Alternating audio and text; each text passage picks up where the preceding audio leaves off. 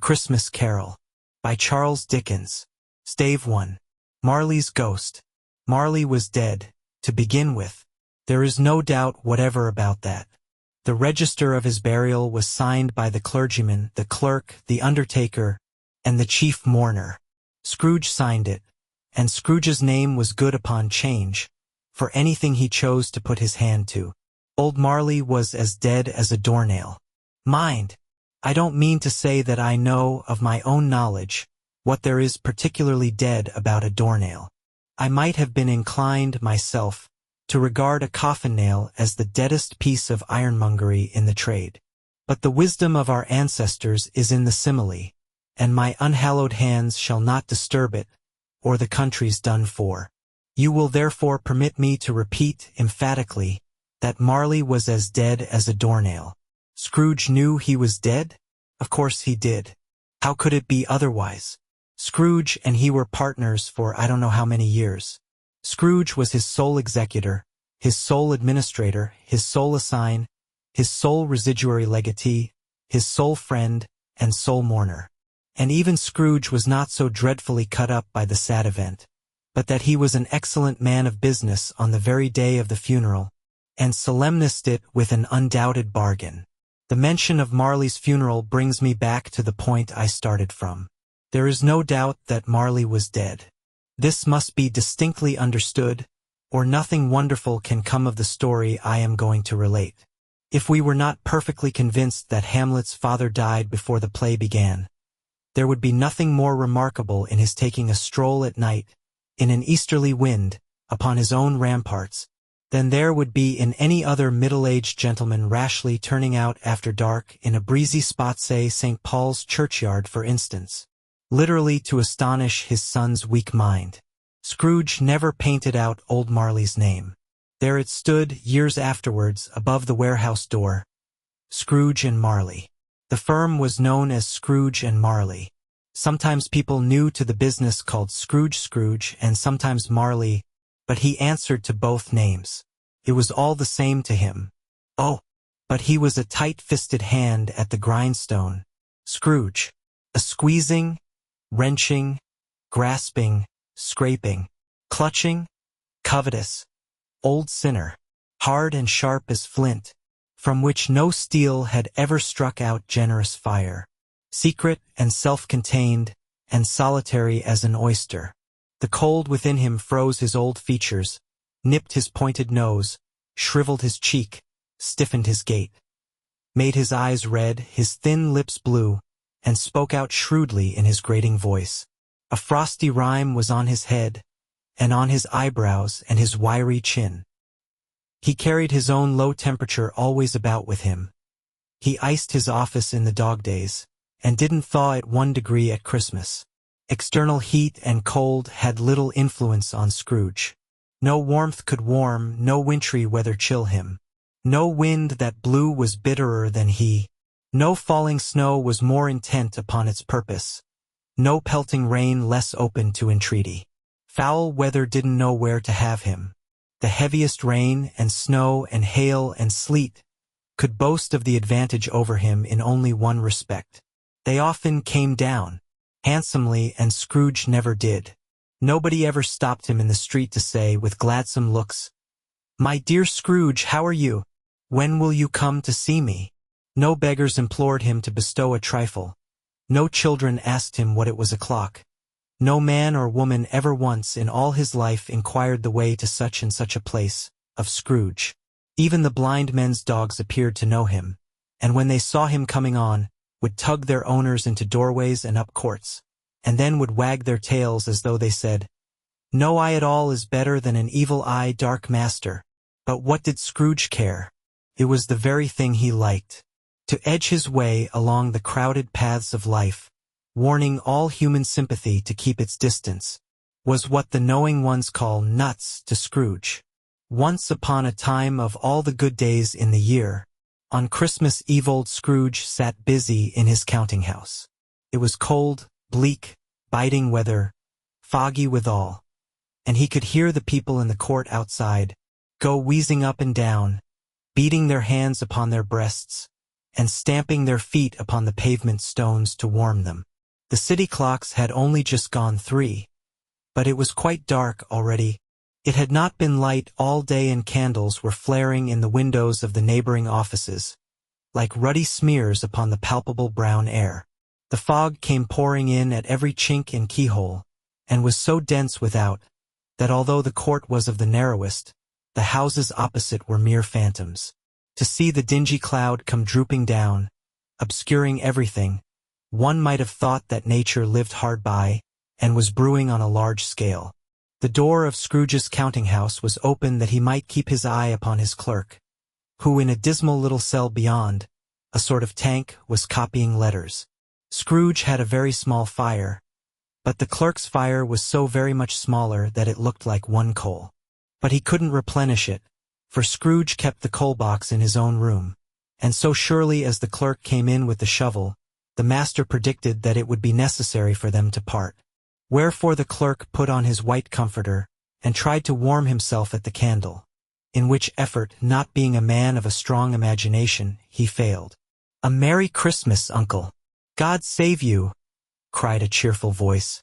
It was the voice of Scrooge's nephew, who came upon him so quickly that this was the first intimation he had of his approach. "Bah!" said Scrooge. "Humbug!" He had so heated himself with rapid walking in the fog and frost, this nephew of Scrooge's, that he was all in a glow. His face was ruddy and handsome. His eyes sparkled, and his breath smoked again. "Christmas a humbug, Uncle," said Scrooge's nephew. "You don't mean that, I am sure?" "I do," said Scrooge. "Merry Christmas! What right have you to be merry? What reason have you to be merry? You're poor enough." "Come, then," returned the nephew gaily. "What right have you to be dismal? What reason have you to be morose? You're rich enough." Scrooge, having no better answer ready on the spur of the moment, said, "Bah!" again, and followed it up with humbug. "Don't be cross, Uncle," said the nephew. "What else can I be?" returned the uncle, "when I live in such a world of fools as this? Merry Christmas! Out upon Merry Christmas! What's Christmas time to you but a time for paying bills without money? A time for finding yourself a year older, but not an hour richer? A time for balancing your books and having every item in them through a round dozen of months presented dead against you? If I could work my will," said Scrooge indignantly, "every idiot who goes about with Merry Christmas on his lips should be boiled with his own pudding, and buried with a stake of holly through his heart. He should." "Uncle," pleaded the nephew. "Nephew," returned the uncle sternly, "keep Christmas in your own way, and let me keep it in mine." "Keep it," repeated Scrooge's nephew. "But you don't keep it." "Let me leave it alone, then," said Scrooge. "Much good may it do you. Much good it has ever done you. There are many things from which I might have derived good, by which I have not profited, I dare say," returned the nephew. "Christmas among the rest. But I am sure I have always thought of Christmas time, when it has come round apart from the veneration due to its sacred name and origin, if anything belonging to it can be apart from that, as a good time. A kind, forgiving, charitable, pleasant time. The only time I know of in the long calendar of the year, when men and women seem by one consent to open their shut-up hearts freely, and to think of people below them as if they really were fellow passengers to the grave, and not another race of creatures bound on other journeys. And therefore, Uncle, though it has never put a scrap of gold or silver in my pocket, I believe that it has done me good, and will do me good, and I say, God bless it." The clerk in the tank involuntarily applauded, becoming immediately sensible of the impropriety. He poked the fire, and extinguished the last frail spark forever. "Let me hear another sound from you," said Scrooge, "and you'll keep your Christmas by losing your situation. You're quite a powerful speaker, sir," he added, turning to his nephew. "I wonder you don't go into Parliament. Don't be angry, Uncle.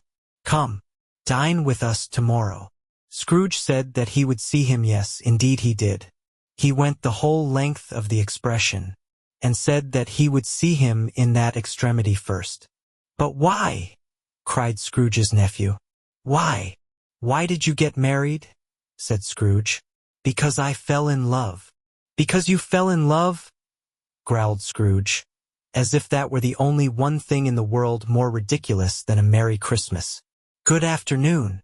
"Nay, uncle, but you never came to see me before that happened. Why give it as a reason for not coming now?" "Good afternoon," said Scrooge. "I want nothing from you. I ask nothing of you. Why cannot we be friends?" "Good afternoon," said Scrooge. "I am sorry, with all my heart, to find you so resolute. We have never had any quarrel, to which I have been a party. But I have made the trial in homage to Christmas, and I'll keep my Christmas humor to the last. So a Merry Christmas, uncle." "Good afternoon," said Scrooge. "And a Happy New Year." "Good afternoon," said Scrooge. His nephew left the room without an angry word, notwithstanding. He stopped at the outer door to bestow the greetings of the season on the clerk, who, cold as he was warmer than Scrooge, for he returned them cordially. "There's another fellow," muttered Scrooge, who overheard him. "My clerk, with 15 shillings a week, and a wife and family, talking about a Merry Christmas. I'll retire to Bedlam." This lunatic, in letting Scrooge's nephew out, had let 2 other people in. They were portly gentlemen, pleasant to behold, and now stood, with their hats off, in Scrooge's office. They had books and papers in their hands, and bowed to him. "Scrooge and Marley's, I believe," said one of the gentlemen, referring to his list. "Have I the pleasure of addressing Mr. Scrooge, or Mr. Marley?" "Mr. Marley has been dead these 7 years," Scrooge replied. "He died 7 years ago, this very night. We have no doubt his liberality is well represented by his surviving partner," said the gentleman, presenting his credentials. It certainly was, for they had been 2 kindred spirits. At the ominous word liberality, Scrooge frowned, and shook his head, and handed the credentials back. "At this festive season of the year, Mr. Scrooge," said the gentleman, taking up a pen, "it is more than usually desirable that we should make some slight provision for the poor and destitute, who suffer greatly at the present time. Many thousands are in want of common necessaries. Hundreds of thousands are in want of common comforts, sir." "Are there no prisons?" asked Scrooge. "Plenty of prisons," said the gentleman, laying down the pen again. "And the Union workhouses?" demanded Scrooge. "Are they still in operation?" "They are. Still," returned the gentleman. "I wish I could say they were not. The treadmill and the poor law are in full vigor." "Then," said Scrooge, "both very busy, sir." "Oh, I was afraid, from what you said at first, that something had occurred to stop them in their useful course," said Scrooge. "I'm very glad to hear it. Under the impression that they scarcely furnish Christian cheer of mind or body to the multitude," returned the gentleman. "A few of us are endeavoring to raise a fund to buy the poor some meat and drink, and means of warmth. We choose this time because it is a time of all others, when want is keenly felt, and abundance rejoices. What shall I put you down for?" "Nothing," Scrooge replied. "You wish to be anonymous?" "I wish to be left alone," said Scrooge. "Since you ask me what I wish, gentlemen, that is my answer. I don't make merry myself at Christmas, and I can't afford to make idle people merry. I help to support the establishments I have mentioned. They cost enough, and those who are badly off must go there. Many can't go there, and many would rather die." "If they would rather die," said Scrooge, "they had better do it and decrease the surplus population. Besides, excuse me, I don't know that." "But you might know it," observed the gentleman. "It's not my business," Scrooge returned. "It's enough for a man to understand his own business, and not to interfere with other people's.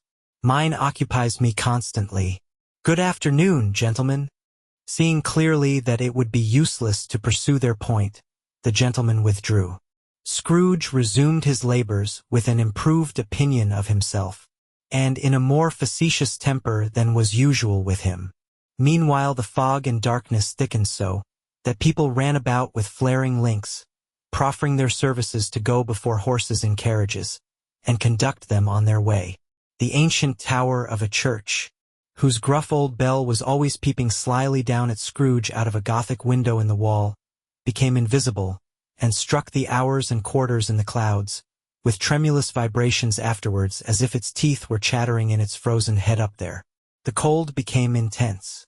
In the main street, at the corner of the court, some laborers were repairing the gas pipes, and had lighted a great fire in a brazier, round which a party of ragged men and boys were gathered, warming their hands and winking their eyes before the blaze in rapture.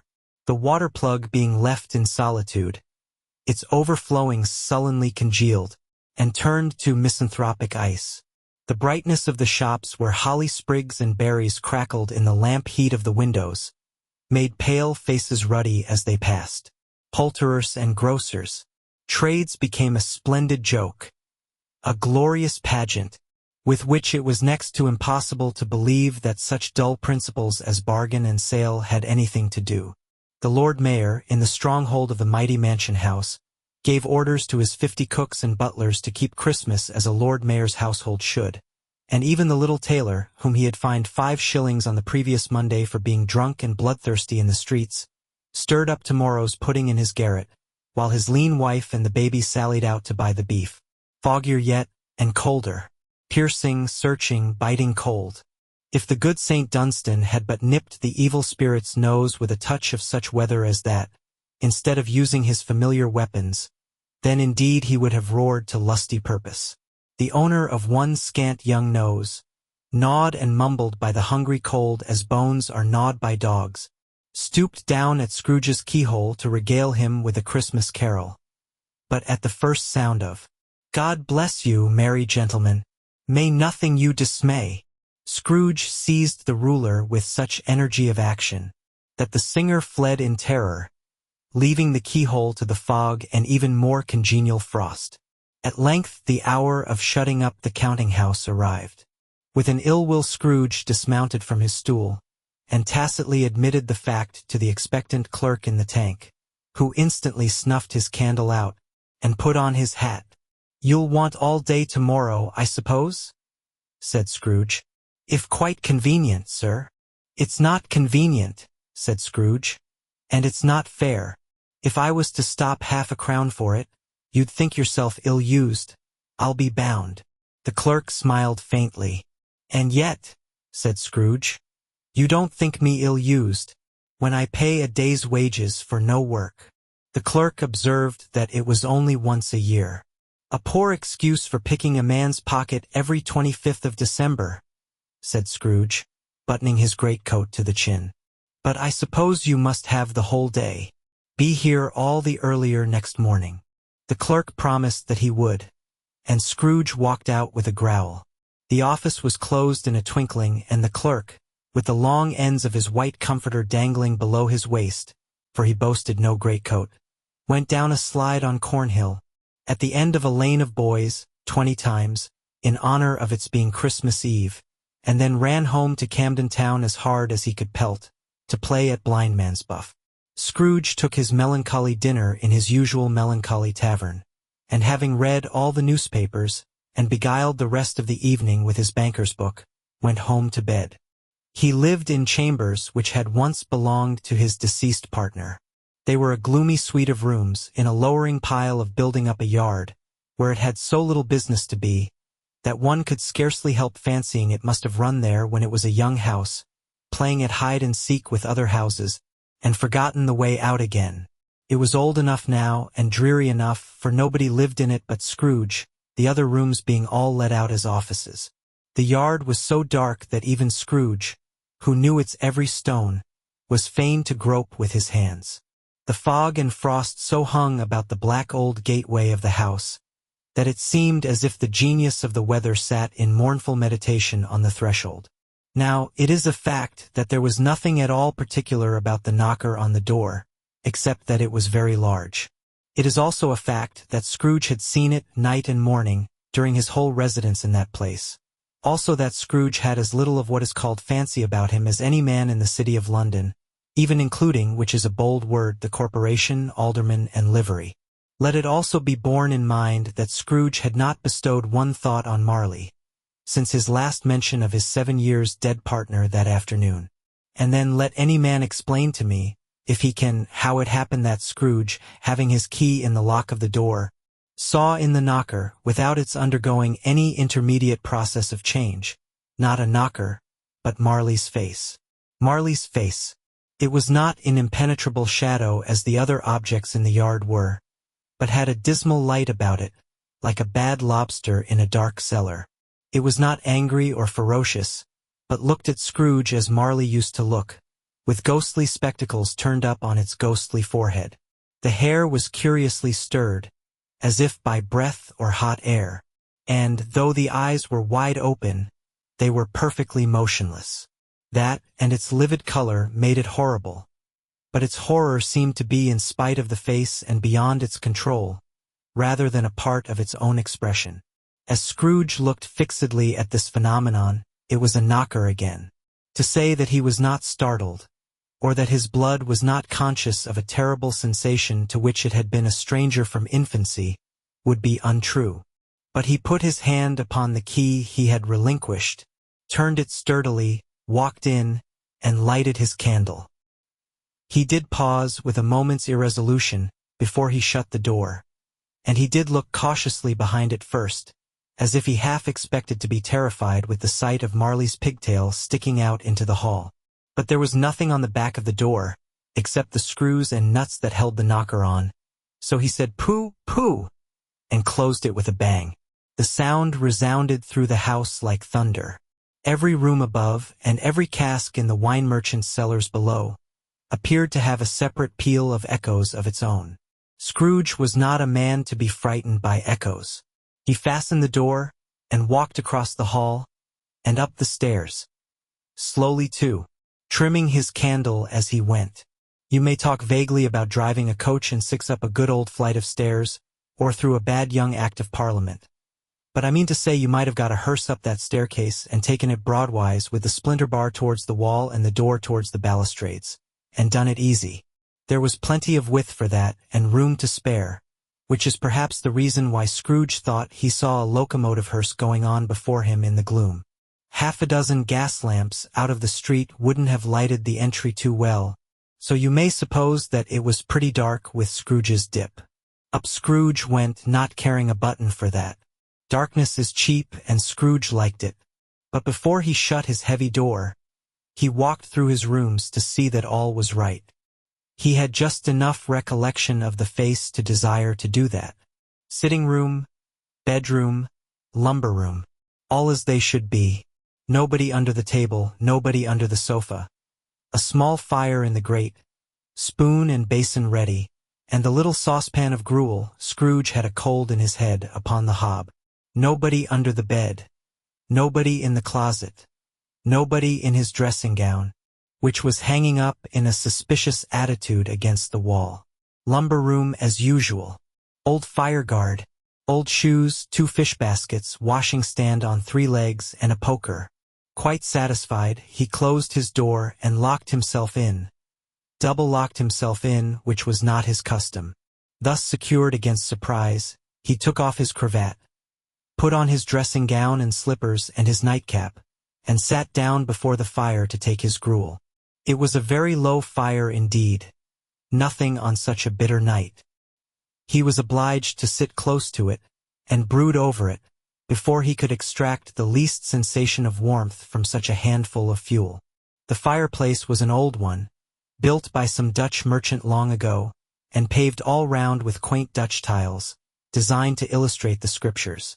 There were Cains and Abels, Pharaoh's daughters, queens of Sheba, angelic messengers descending through the air on clouds like featherbeds, Abrahams, Belshazzars, apostles putting off to sea in butterboats, hundreds of figures to attract his thoughts. And yet that face of Marley, 7 years dead, came like the ancient prophet's rod, and swallowed up the whole. If each smooth tile had been a blank at first, with power to shape some picture on its surface from the disjointed fragments of his thoughts. There would have been a copy of old Marley's head on every one. "Humbug!" said Scrooge, and walked across the room. After several turns, he sat down again. As he threw his head back in the chair, his glance happened to rest upon a bell, a disused bell, that hung in the room, and communicated for some purpose now forgotten with a chamber in the highest story of the building. It was with great astonishment, and with a strange, inexplicable dread, that as he looked, he saw this bell begin to swing. It swung so softly in the outset that it scarcely made a sound. But soon it rang out loudly, and so did every bell in the house. This might have lasted half a minute or a minute, but it seemed an hour. The bells ceased as they had begun, together.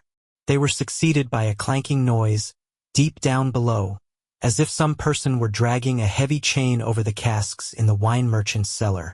Scrooge then remembered to have heard that ghosts in haunted houses were described as dragging chains. The cellar door flew open with a booming sound, and then he heard the noise much louder on the floors below, then coming up the stairs, then coming straight towards his door. "It's humbug still," said Scrooge. "I won't believe it." His color changed though when, without a pause, it came on through the heavy door, and passed into the room before his eyes. Upon its coming in, the dying flame leaped up, as though it cried, "I know him, Marley's ghost," and fell again. The same face, the very same. Marley in his pigtail, usual waistcoat, tights, and boots, the tassels on the latter bristling like his pigtail and his coat skirts, and the hair upon his head. The chain he drew was clasped about his middle. It was long and wound about him like a tail, and it was made, for Scrooge observed it closely, of cash boxes, keys, padlocks, ledgers, deeds, and heavy purses wrought in steel. His body was transparent, so that Scrooge, observing him, and looking through his waistcoat, could see the 2 buttons on his coat behind.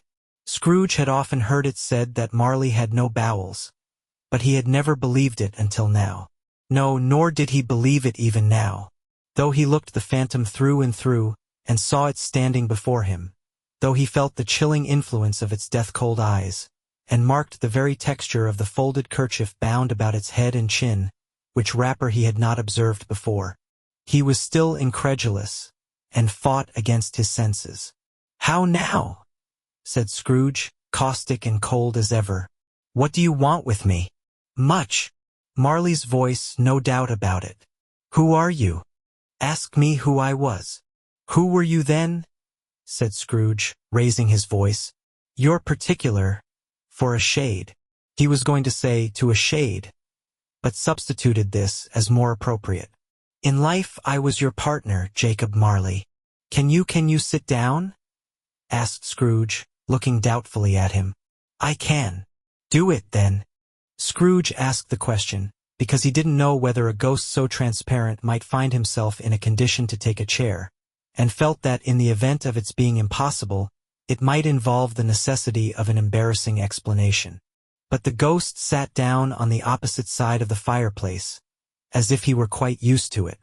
"You don't believe in me," observed the ghost. "I don't," said Scrooge. "What evidence would you have of my reality beyond that of your senses?" "I don't know," said Scrooge. "Why do you doubt your senses?" "Because," said Scrooge, "a little thing affects them. A slight disorder of the stomach makes them cheats. You may be an undigested bit of beef, a blot of mustard, a crumb of cheese, a fragment of an underdone potato. There's more of gravy than of grave about you, whatever you are." Scrooge was not much in the habit of cracking jokes, nor did he feel, in his heart, by any means waggish then. The truth is that he tried to be smart, as a means of distracting his own attention, and keeping down his terror, for the spectre's voice disturbed the very marrow in his bones.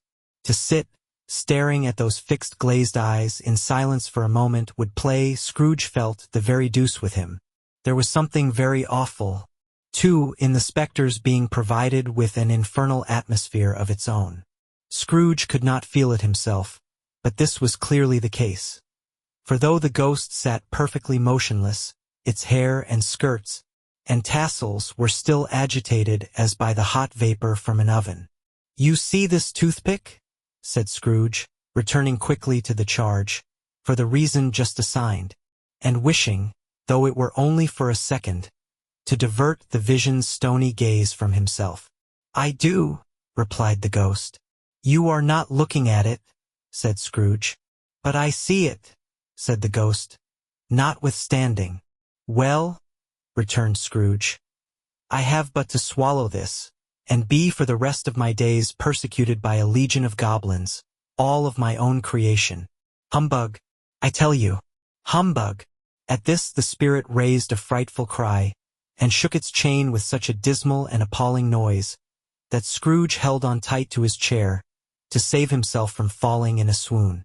But how much greater was his horror, when the phantom, taking off the bandage round its head, as if it were too warm to wear indoors, its lower jaw dropped down upon its breast. Scrooge fell upon his knees, and clasped his hands before his face. "Mercy," he said, "dreadful apparition, why do you trouble me?" "Man of the worldly mind," replied the ghost, "do you believe in me or not?" "I do," said Scrooge. "I must. But why do spirits walk the earth, and why do they come to me?" "It is required of every man," the ghost returned, "that the spirit within him should walk abroad among his fellow men, and travel far and wide. And if that spirit goes not forth in life, it is condemned to do so after death. It is doomed to wander through the world, a woe is me, and witness what it cannot share, but might have shared on earth and turned to happiness." Again the spectre raised a cry, and shook its chain and wrung its shadowy hands. "You are fettered," said Scrooge, trembling. "Tell me why."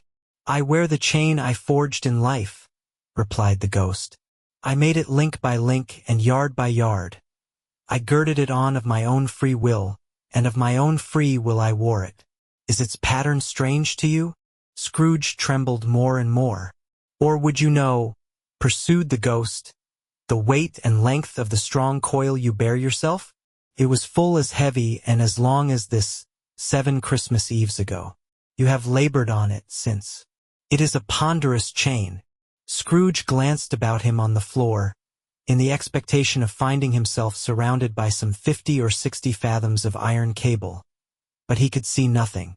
"Jacob," he said imploringly, "old Jacob Marley, tell me more. Speak comfort to me, Jacob." "I have none to give," the ghost replied. "It comes from other regions, Ebenezer Scrooge, and is conveyed by other ministers to other kinds of men. Nor can I tell you what I would. A very little more is all permitted to me. I cannot rest, I cannot stay, I cannot linger anywhere. My spirit never walked beyond our counting-house, mark me. In life my spirit never roved beyond the narrow limits of our money-changing hole, and weary journeys lie before me." It was a habit with Scrooge, whenever he became thoughtful, to put his hands in his breeches pockets. Pondering on what the ghost had said, he did so now, but without lifting up his eyes or getting off his knees. "You must have been very slow about it, Jacob," Scrooge observed, in a businesslike manner, though with humility and deference. "Slow," the ghost repeated. 7 years dead," mused Scrooge. "And traveling all the time." "The whole time," said the ghost. "No rest, no peace. Incessant torture of remorse." "You travel fast?" said Scrooge. "On the wings of the wind," replied the ghost. "You might have got over a great quantity of ground in 7 years," said Scrooge. The ghost, on hearing this, set up another cry, and clanked its chain so hideously in the dead silence of the night, that the ward would have been justified in indicting it for a nuisance. "Oh, captive, bound, and double-ironed," cried the phantom, "not to know that ages of incessant labor by immortal creatures, for this earth must pass into eternity before the good of which it is susceptible is all developed. Not to know that any Christian spirit working kindly in its little sphere, whatever it may be, will find its mortal life too short for its vast means of usefulness. Not to know that no space of regret can make amends for one life's opportunity misused. Yet such was I. Oh, such was I. But you were always a good man of business, Jacob, faltered Scrooge, who now began to apply this to himself. Business, cried the ghost, wringing its hands again. Mankind was my business. The common welfare was my business. Charity, mercy, forbearance, and benevolence were all my business. The dealings of my trade were but a drop of water in the comprehensive ocean of my business. It held up its chain at arm's length, as if that were the cause of all its unavailing grief, and flung it heavily upon the ground again. At this time of the rolling year, the spectre said, I suffer most. Why did I walk through crowds of fellow beings with my eyes turned down, and never raise them to that blessed star which led the wise men to a poor abode? Were there no poor homes to which its light would have conducted me? Scrooge was very much dismayed to hear the spectre going on at this rate, and began to quake exceedingly. Hear me, cried the ghost. My time is nearly gone. I will, said Scrooge. But don't be hard upon me. Don't be flowery, Jacob. Pray. How it is that I appear before you in a shape that you can see, I may not tell. I have sat invisible beside you many and many a day. It was not an agreeable idea. Scrooge shivered, and wiped the perspiration from his brow. That is no light part of my penance, pursued the ghost. I am here tonight to warn you that you have yet a chance and hope of escaping my fate. A chance and hope of my procuring Ebenezer. You were always a good friend to me, said Scrooge. Thankee. You will be haunted, resumed the ghost, by 3 spirits. Scrooge's countenance fell almost as low as the ghost's had done. Is that the chance and hope you mentioned, Jacob? He demanded in a faltering voice. It is. I think I'd rather not, said Scrooge. Without their visits, said the ghost, you cannot hope to shun the path I tread. Expect the first tomorrow, when the bell tolls 1. Couldn't I take 'em all at once and have it over, Jacob? Hinted Scrooge.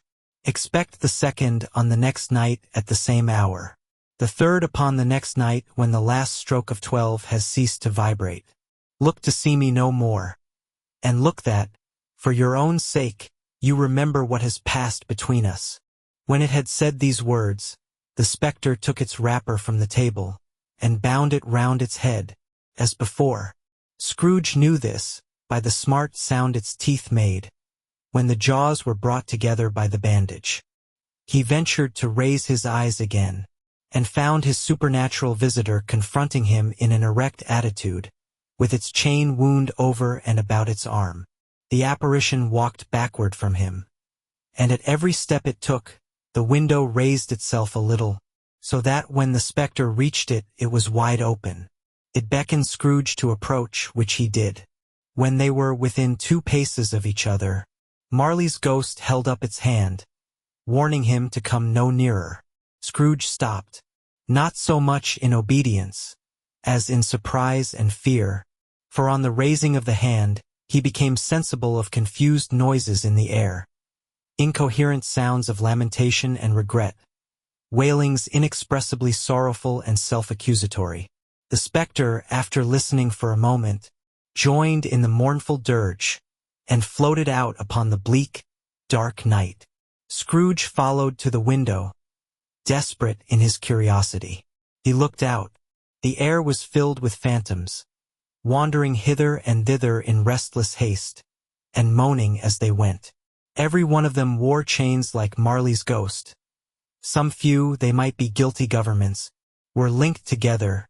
None were free. Many had been personally known to Scrooge in their lives.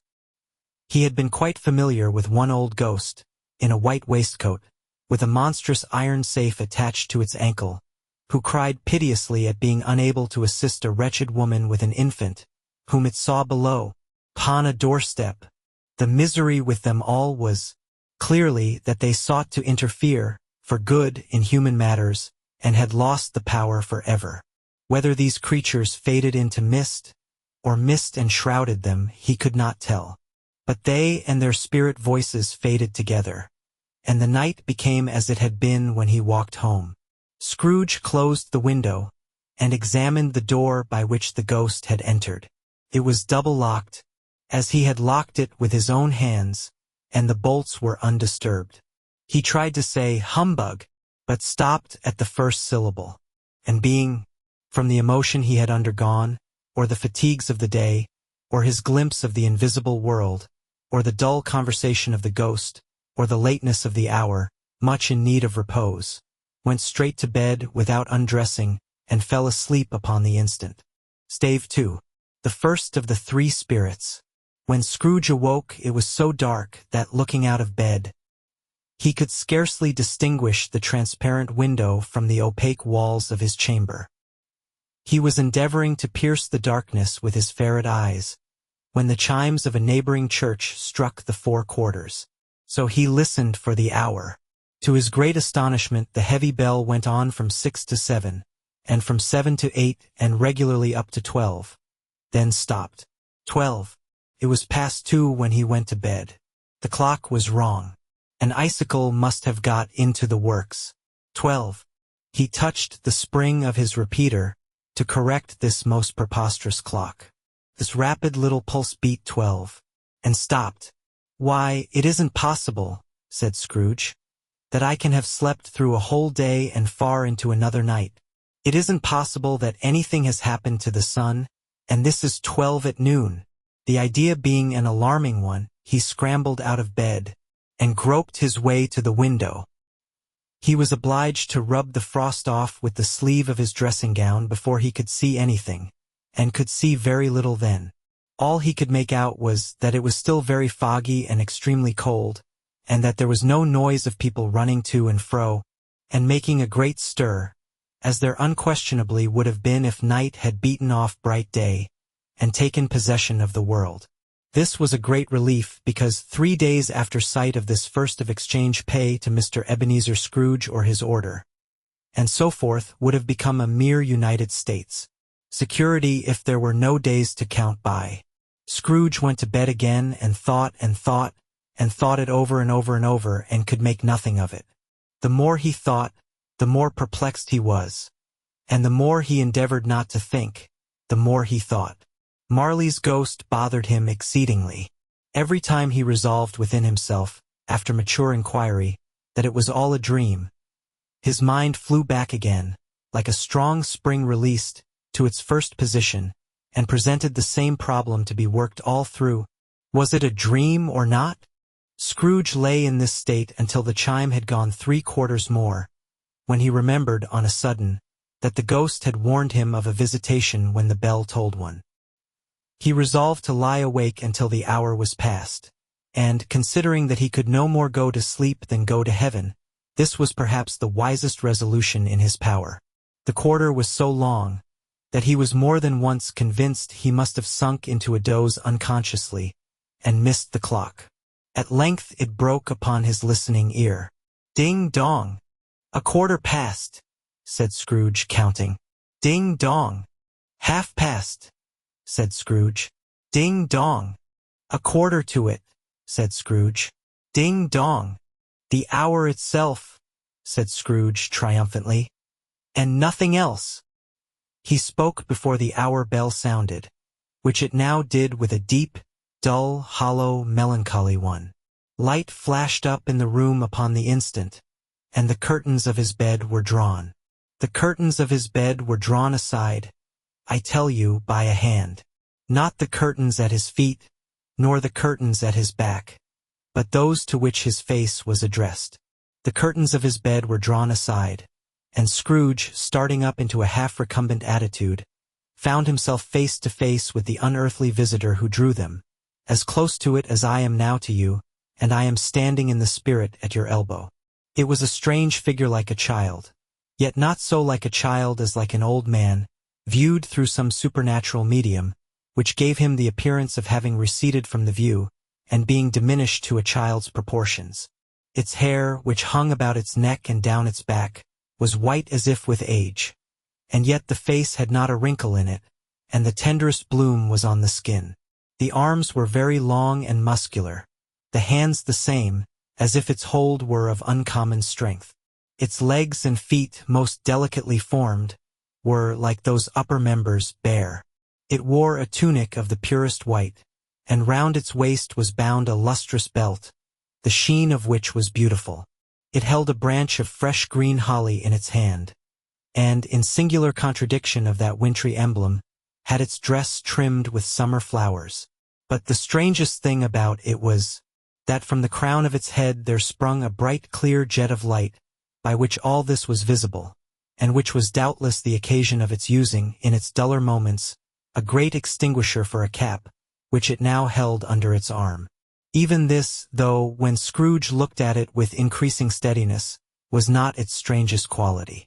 For as its belt sparkled and glittered now in one part and now in another, and what was light one instant at another time was dark, so the figure itself fluctuated in its distinctness, being now a thing with one arm, now with one leg, now with 20 legs, now a pair of legs without a head, now a head without a body, of which dissolving parts, no outline would be visible in the dense gloom wherein they melted away.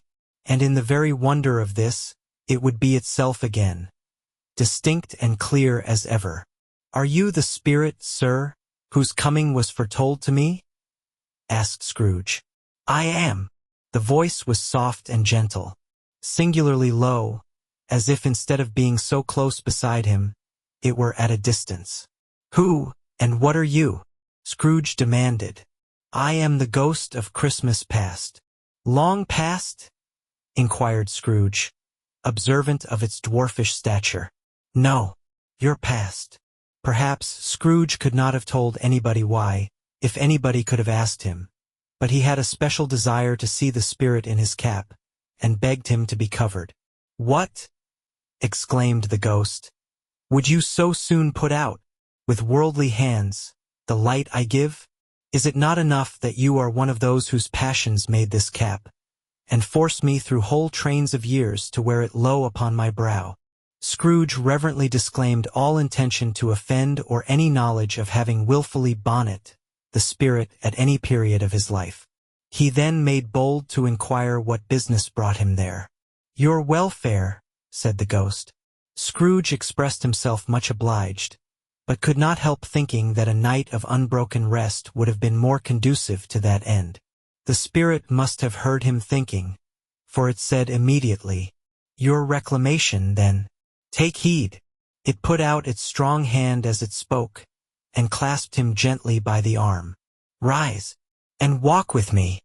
It would have been in vain for Scrooge to plead that the weather and the hour were not adapted to pedestrian purposes, that bed was warm, and the thermometer a long way below freezing, that he was clad but lightly in his slippers, dressing gown, and nightcap, and that he had a cold upon him at that time. The grasp, though gentle as a woman's hand, was not to be resisted. He rose, but finding that the spirit made towards the window, clasped his robe in supplication. "I am a mortal," Scrooge remonstrated, "and liable to fall." "Bear but a touch of my hand there," said the spirit, laying it upon his heart, "and you shall be upheld in more than this." As the words were spoken, they passed through the wall, and stood upon an open country road, with fields on either hand. The city had entirely vanished. Not a vestige of it was to be seen. The darkness and the mist had vanished with it, for it was a clear, cold winter day, with snow upon the ground. "Good heaven!" said Scrooge, clasping his hands together, as he looked about him. "I was bred in this place. I was a boy here." The spirit gazed upon him mildly. His gentle touch, though it had been light and instantaneous, appeared still present to the old man's sense of feeling. He was conscious of 1,000 odors floating in the air, each one connected with 1,000 thoughts, and hopes, and joys, and cares long, long forgotten. "Your lip is trembling," said the ghost. "And what is that upon your cheek?" Scrooge muttered, with an unusual catching in his voice, that it was a pimple, and begged the ghost to lead him where he would. "You recollect the way?" inquired the spirit. "Remember it," cried Scrooge with fervor. "I could walk it blindfold. Strange to have forgotten it for so many years," observed the ghost. "Let us go on." They walked along the road, Scrooge recognizing every gate and post and tree, until a little market town appeared in the distance, with its bridge, its church, and winding river. Some shaggy ponies now were seen trotting towards them with boys upon their backs, who called to other boys in country gigs and carts, driven by farmers. All these boys were in great spirits, and shouted to each other, until the broad fields were so full of merry music, that the crisp air laughed to hear it. "These are but shadows of the things that have been," said the ghost. "They have no consciousness of us." The jocund travelers came on, and as they came, Scrooge knew and named them every one. Why was he rejoiced beyond all bounds to see them? Why did his cold eye glisten, and his heart leap up as they went past? Why was he filled with gladness when he heard them give each other Merry Christmas, as they parted at crossroads and byways, for their several homes? What was Merry Christmas to Scrooge? Out upon Merry Christmas! What good had it ever done to him? "The school is not quite deserted," said the ghost. "A solitary child, neglected by his friends, is left there still." Scrooge said he knew it, and he sobbed. They left the high road by a well-remembered lane, and soon approached a mansion of dull red brick, with a little weathercock-surmounted cupola on the roof and a bell hanging in it. It was a large house, but one of broken fortunes, for the spacious offices were little used.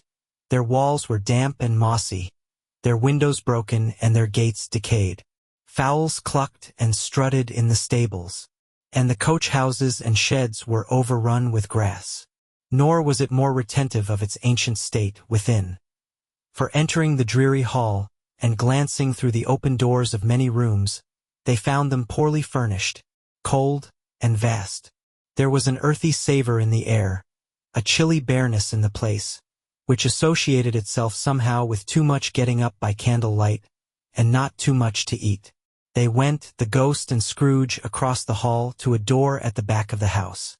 It opened before them, and disclosed a long, bare, melancholy room, made barer still by lines of plain deal forms and desks. At one of these a lonely boy was reading near a feeble fire, and Scrooge sat down upon a form, and wept to see his poor forgotten self as he used to be. Not a latent echo in the house, not a squeak and scuffle from the mice behind the paneling, not a drip from the half-thawed waterspout in the dull yard behind, not a sigh among the leafless boughs of one despondent poplar, not the idle swinging of an empty storehouse door, no, not a clicking in the fire, but fell upon the heart of Scrooge with a softening influence, and gave a freer passage to his tears. The spirit touched him on the arm, and pointed to his younger self, intent upon his reading. Suddenly a man in foreign garments, wonderfully real and distinct to look at, stood outside the window with an axe stuck in his belt, and leading by the bridle an ass laden with wood. "Why, it's Ali Baba!" Scrooge exclaimed in ecstasy. "It's dear old honest Ali Baba. Yes, yes, I know. One Christmas time, when yonder solitary child was left here all alone, he did come, for the first time, just like that. Poor boy! And Valentine," said Scrooge, "and his wild brother Orson, there they go. And what's his name, who was put down in his drawers, asleep, at the gate of Damascus? Don't you see him? And the Sultan's groom turned upside down by the genii, there he is upon his head. Serve him right. I'm glad of it. What business had he to be married to the princess?" To hear Scrooge expending all the earnestness of his nature on such subjects, in a most extraordinary voice between laughing and crying, and to see his heightened and excited face, would have been a surprise to his business friends in the city indeed. "There's the parrot!" cried Scrooge. "Green body and yellow tail, with a thing like a lettuce growing out of the top of his head. There he is. Poor Robin Crusoe, he called him, when he came home again after sailing round the island. "Poor Robin Crusoe, where have you been, Robin Crusoe?" The man thought he was dreaming, but he wasn't. It was the parrot, you know. There goes Friday, running for his life to the little creek. "Hullo! Hoop! Halloo!" Then, with a rapidity of transition very foreign to his usual character, he said, in pity for his former self, "Poor boy!" and cried again. "I wish," Scrooge muttered, putting his hand in his pocket, and looking about him after drying his eyes with his cuff. "But it's too late now." "What is the matter?" asked the spirit. "Nothing," said Scrooge. "Nothing. There was a boy singing a Christmas carol at my door last night. I should like to have given him something. That's all." The ghost smiled thoughtfully and waved its hand, saying as it did so, "Let us see another Christmas." Scrooge's former self grew larger at the words, and the room became a little darker and more dirty. The panels shrunk, the windows cracked, fragments of plaster fell out of the ceiling, and the naked laths were shown instead. But how all this was brought about, Scrooge knew no more than you do. He only knew that it was quite correct, that everything had happened so, that there he was, alone again, when all the other boys had gone home for the jolly holidays. He was not reading now, but walking up and down despairingly. Scrooge looked at the ghost, and with a mournful shaking of his head, glanced anxiously towards the door. It opened, and a little girl, much younger than the boy, came darting in, and putting her arms about his neck, and often kissing him, addressed him as her dear, dear brother. "I have come to bring you home, dear brother," said the child, clapping her tiny hands and bending down to laugh. "To bring you home, home, home." "Home, little Fan?" returned the boy. "Yes," said the child, brimful of glee. "Home for good and all. Home for ever and ever. Father is so much kinder than he used to be. That home's like heaven. He spoke so gently to me one dear night when I was going to bed, that I was not afraid to ask him once more if you might come home. And he said yes, you should, and sent me in a coach to bring you. And you're to be a man," said the child, opening her eyes, "and are never to come back here. But first, we're to be together all the Christmas long, and have the merriest time in all the world." "You are quite a woman, little Fan," exclaimed the boy.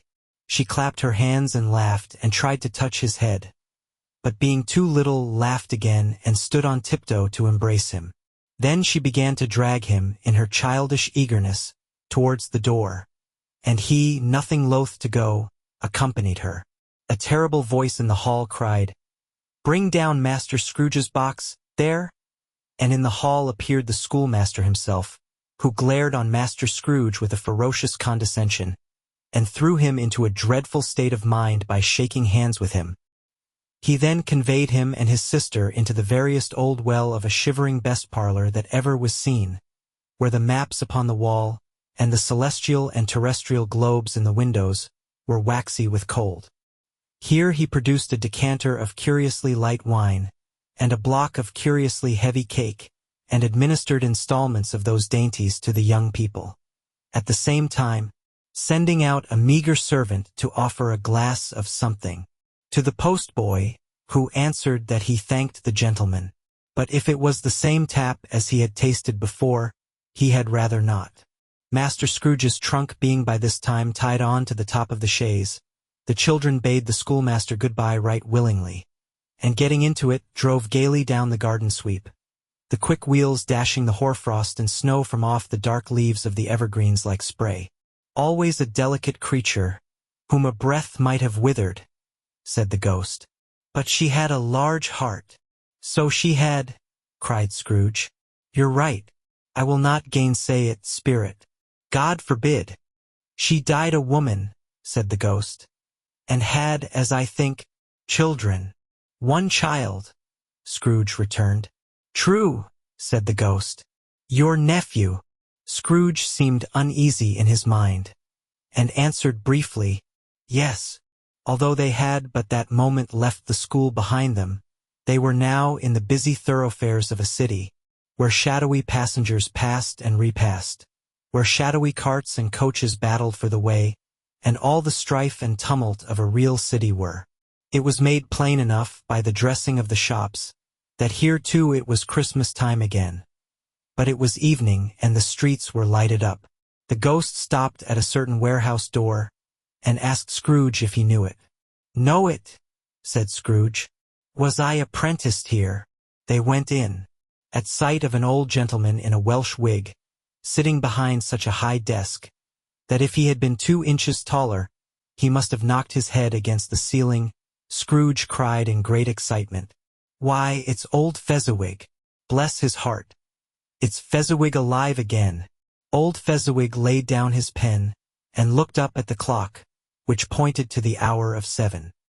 He rubbed his hands, adjusted his capacious waistcoat, laughed all over himself, from his shoes to his organ of benevolence, and called out in a comfortable, oily, rich, fat, jovial voice, "Yo-ho there, Ebenezer! Dick!" Scrooge's former self, now grown a young man, came briskly in, accompanied by his fellow prentice. "Dick Wilkins, to be sure," said Scrooge to the ghost. "Bless me, yes, there he is. He was very much attached to me, was Dick. Poor Dick. Dear, dear." "Yo-ho, my boys," said Fezziwig. "No more work tonight. Christmas Eve, Dick." "Christmas? Ebenezer, let's have the shutters up," cried old Fezziwig with a sharp clap of his hands. "Before a man can say Jack Robinson, you wouldn't believe how those 2 fellows went at it. They charged into the street with the shutters 1, 2, 3 had 'em up in their places 4, 5, 6 barred. And pinned 'em 7, 8, 9 and came back before you could have got to 12, panting like racehorses. "Hilly-ho!" cried old Fezziwig, skipping down from the high desk, with wonderful agility. "Clear away, my lads, and let's have lots of room here. Hilly-ho, Dick, chirp, Ebenezer, clear away." There was nothing they wouldn't have cleared away, or couldn't have cleared away, with old Fezziwig looking on. It was done in a minute. Every movable was packed off, as if it were dismissed from public life for evermore. The floor was swept and watered, the lamps were trimmed, fuel was heaped upon the fire, and the warehouse was as snug and warm and dry and bright a ballroom as you would desire to see upon a winter's night. In came a fiddler with a music book, and went up to the lofty desk and made an orchestra of it, and tuned like 50 stomach aches. In came Mrs. Fezziwig, one vast substantial smile. In came the 3 Miss Fezziwigs, beaming and lovable. In came the 6 young followers whose hearts they broke. In came all the young men and women employed in the business. In came the housemaid with her cousin, the baker. In came the cook with her brother's particular friend, the milkman. In came the boy from over the way who was suspected of not having board enough from his master, trying to hide himself behind the girl from next door but one, who was proved to have had her ears pulled by her mistress. In they all came, one after another, some shyly, some boldly, some gracefully, some awkwardly, some pushing, some pulling.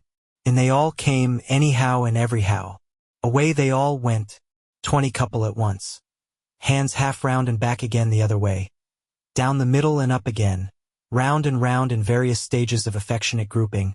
Old top couple always turning up in the wrong place. New top couple starting off again as soon as they got there.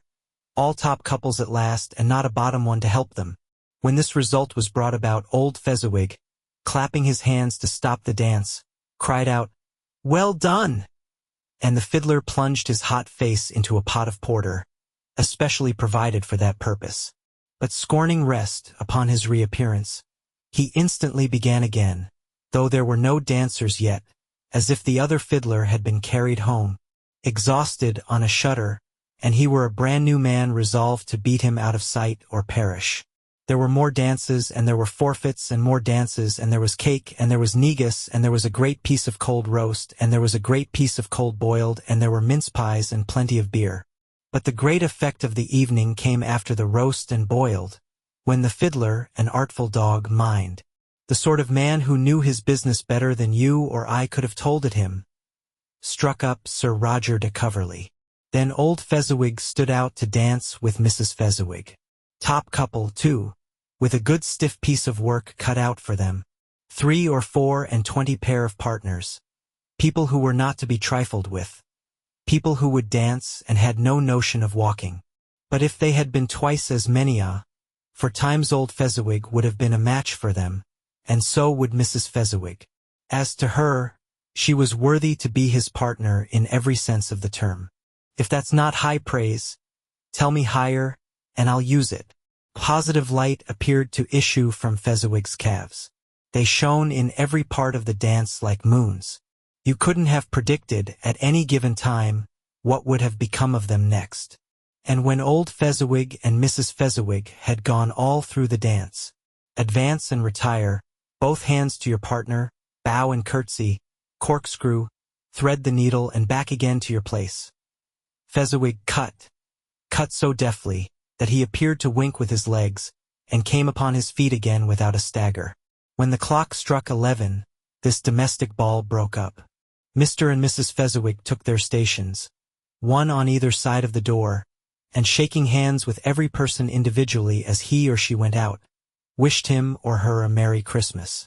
When everybody had retired but the 2 prentices, they did the same to them, and thus the cheerful voices died away, and the lads were left to their beds, which were under a counter in the back shop. During the whole of this time Scrooge had acted like a man out of his wits. His heart and soul were in the scene, and with his former self, he corroborated everything, remembered everything, enjoyed everything, and underwent the strangest agitation. It was not until now, when the bright faces of his former self and Dick were turned from them, that he remembered the ghost, and became conscious that it was looking full upon him, while the light upon its head burnt very clear. "A small matter," said the ghost, "to make these silly folks so full of gratitude." "Small," echoed Scrooge. The spirit signed to him to listen to the 2 apprentices, who were pouring out their hearts in praise of Fezziwig, and when he had done so, said, "Why, is it not? He has spent but a few pounds of your mortal money, 3 or 4 perhaps. Is that so much that he deserves this praise?" "It isn't that," said Scrooge, heated by the remark, and speaking unconsciously like his former, not his latter self. "It isn't that, spirit. He has the power to render us happy or unhappy, to make our service light or burdensome, a pleasure or a toil.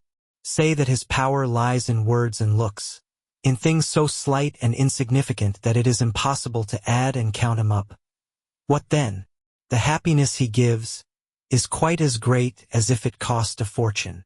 He felt the spirit's glance, and stopped. "What is the matter?" asked the ghost. "Nothing particular," said Scrooge. "Something, I think?" the ghost insisted. "No," said Scrooge. "No.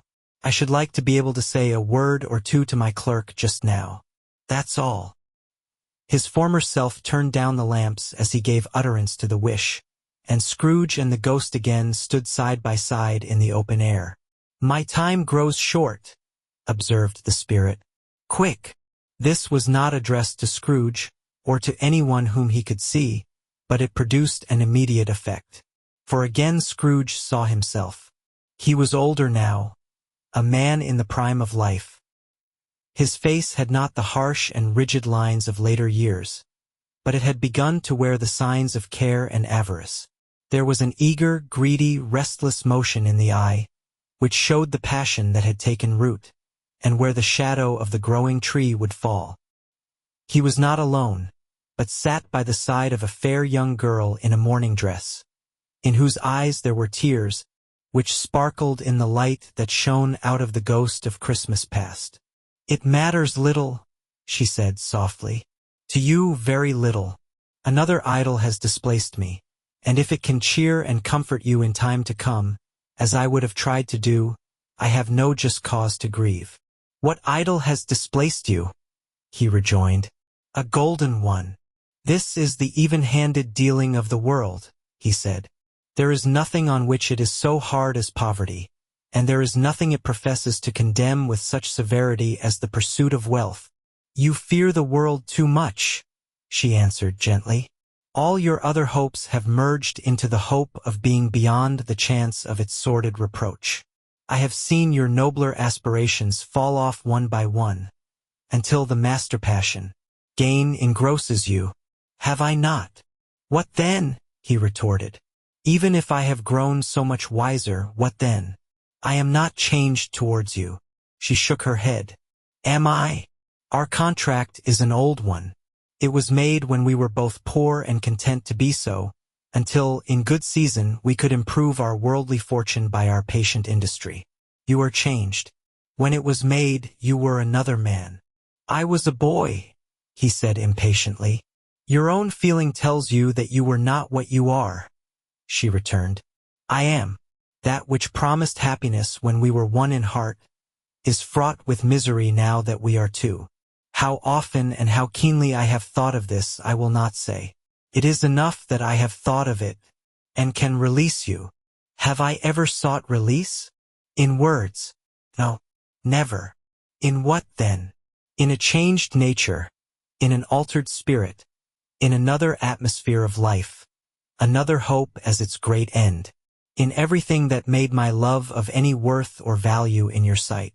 If this had never been between us, said the girl, looking mildly, but with steadiness, upon him. Tell me, would you seek me out and try to win me now? Ah, no. He seemed to yield to the justice of this supposition, in spite of himself. But he said with a struggle, You think not. I would gladly think otherwise if I could, she answered. Heaven knows, when I have learned a truth like this, I know how strong and irresistible it must be. But if you were free today, tomorrow, yesterday, can even I believe that you would choose a dowerless girl, you who, in your very confidence with her, weigh everything by gain? Or, choosing her, if for a moment you were false enough to your one guiding principle to do so, do I not know that your repentance and regret would surely follow? I do, and I release you, with a full heart, for the love of him you once were. He was about to speak, but with her head turned from him, she resumed. You may, the memory of what is past half makes me hope you will have pain in this, a very, very brief time, and you will dismiss the recollection of it, gladly as an unprofitable dream, from which it happened well that you awoke. May you be happy in the life you have chosen. She left him and they parted. Spirit, said Scrooge, show me no more. Conduct me home. Why do you delight to torture me? One shadow more, exclaimed the ghost. No more, cried Scrooge. No more. I don't wish to see it. Show me no more. But the relentless ghost pinioned him in both his arms, and forced him to observe what happened next. They were in another scene and place. A room not very large or handsome, but full of comfort. Near to the winter fire sat a beautiful young girl, so like that last that Scrooge believed it was the same, until he saw her, now a comely matron, sitting opposite her daughter. The noise in this room was perfectly tumultuous, for there were more children there than Scrooge in his agitated state of mind could count. And, unlike the celebrated herd in the poem, they were not 40 children conducting themselves like one, but every child was conducting itself like 40. The consequences were uproarious beyond belief, but no one seemed to care. On the contrary, the mother and daughter laughed heartily, and enjoyed it very much, and the latter, soon beginning to mingle in the sports, got pillaged by the young brigands most ruthlessly. What would I not have given to be one of them? Though I never could have been so rude. No, no, I wouldn't for the wealth of all the world have crushed that braided hair, and torn it down. And for the precious little shoe, I wouldn't have plucked it off, God bless my soul, to save my life. As to measuring her waist in sport, as they did, bold young brood, I couldn't have done it. I should have expected my arm to have grown round it for a punishment, and never come straight again. And yet I should have dearly liked, I own, to have touched her lips, to have questioned her, that she might have opened them, to have looked upon the lashes of her downcast eyes and never raised a blush, to have let loose waves of hair, an inch of which would be a keepsake beyond price. In short, I should have liked, I do confess, to have had the lightest license of a child, and yet to have been man enough to know its value. But now a knocking at the door was heard, and such a rush immediately ensued that she, with laughing face and plundered dress, was borne towards it the center of a flushed and boisterous group, just in time to greet the father, who came home attended by a man laden with Christmas toys and presents. Then the shouting and the struggling, and the onslaught that was made on the defenseless porter, the scaling him with chairs for ladders to dive into his pockets, despoil him of brown paper parcels, hold on tight by his cravat, hug him round his neck, pommel his back, and kick his legs in irrepressible affection. The shouts of wonder and delight with which the development of every package was received.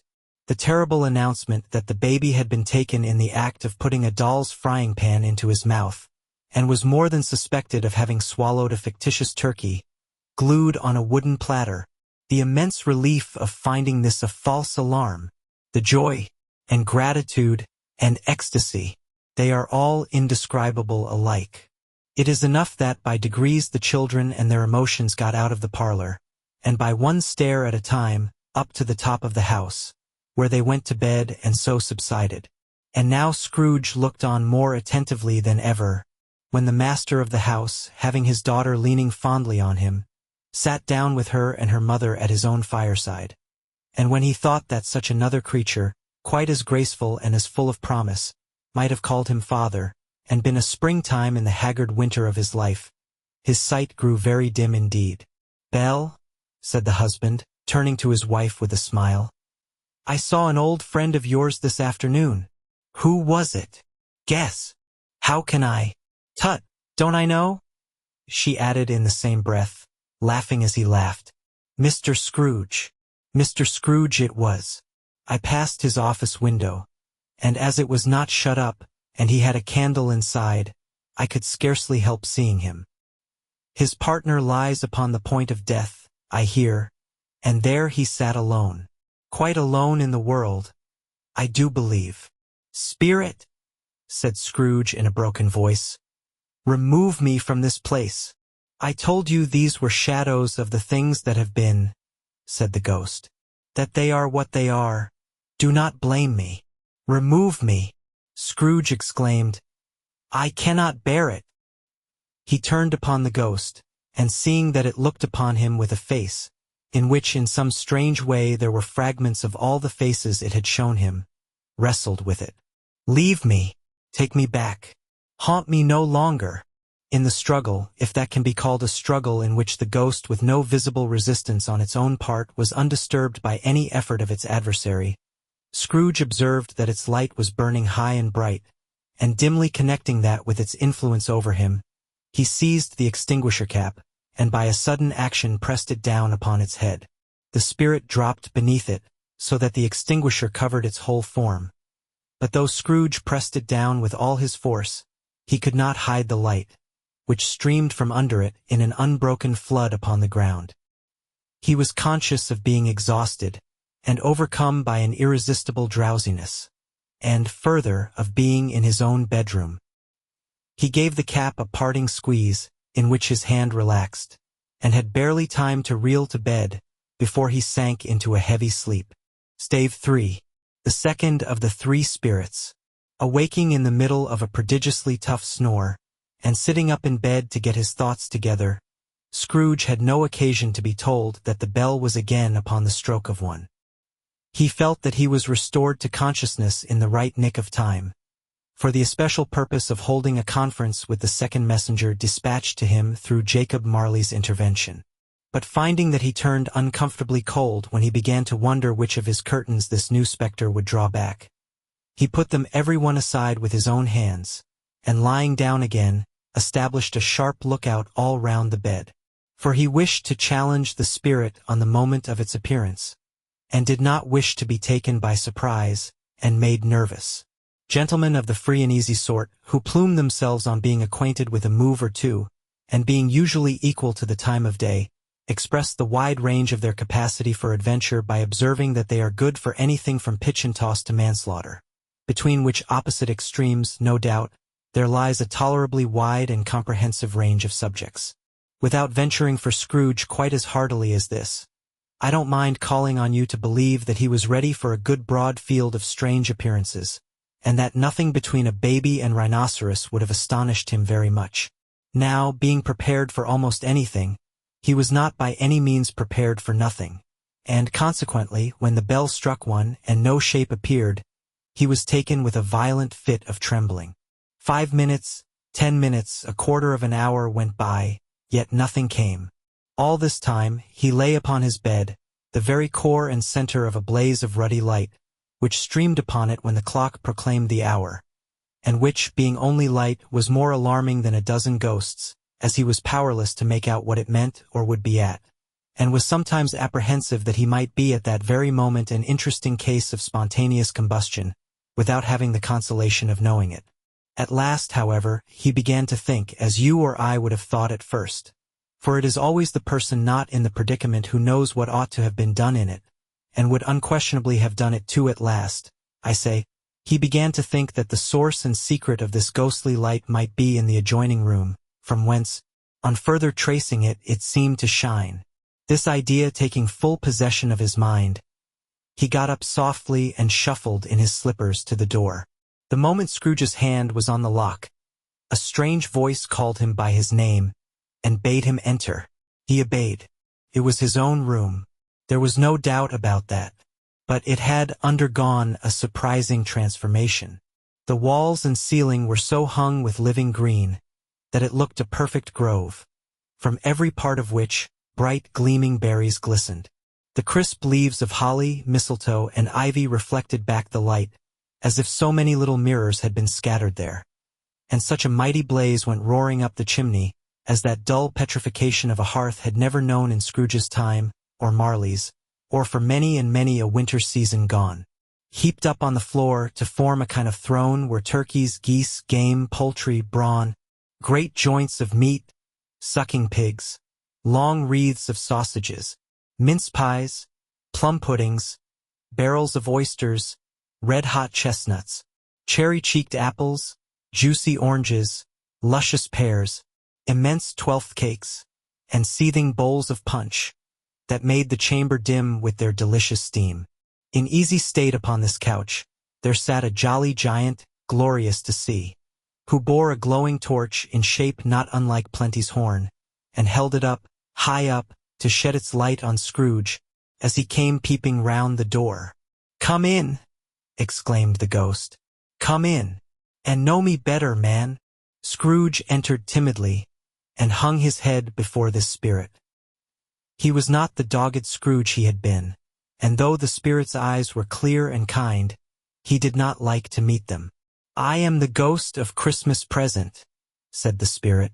"Look upon me." Scrooge reverently did so. It was clothed in one simple green robe, or mantle, bordered with white fur. This garment hung so loosely on the figure that its capacious breast was bare, as if disdaining to be warded or concealed by any artifice. Its feet, observable beneath the ample folds of the garment, were also bare, and on its head it wore no other covering than a holly wreath, set here and there with shining icicles. Its dark brown curls were long and free as its genial face, its sparkling eye, its open hand, its cheery voice, its unconstrained demeanor, and its joyful air. Girded round its middle was an antique scabbard, but no sword was in it, and the ancient sheath was eaten up with rust. "You have never seen the like of me before," exclaimed the spirit. "Never," Scrooge made answer to it. "Have never walked forth with the younger members of my family, meaning, for I am very young, my elder brothers born in these later years?" pursued the phantom. "I don't think I have," said Scrooge. "I am afraid I have not. Have you had many brothers, spirit?" "More than 1,800, said the ghost. "A tremendous family to provide for," muttered Scrooge. The ghost of Christmas present rose. "Spirit," said Scrooge submissively, Conduct me where you will. I went forth last night on compulsion, and I learnt a lesson which is working now. Tonight, if you have aught to teach me, let me profit by it. Touch my robe. Scrooge did as he was told and held it fast. Holly, mistletoe, red berries, ivy, turkeys, geese, game, poultry, brawn, meat, pigs, sausages, oysters, pies, puddings, fruit and punch all vanished instantly.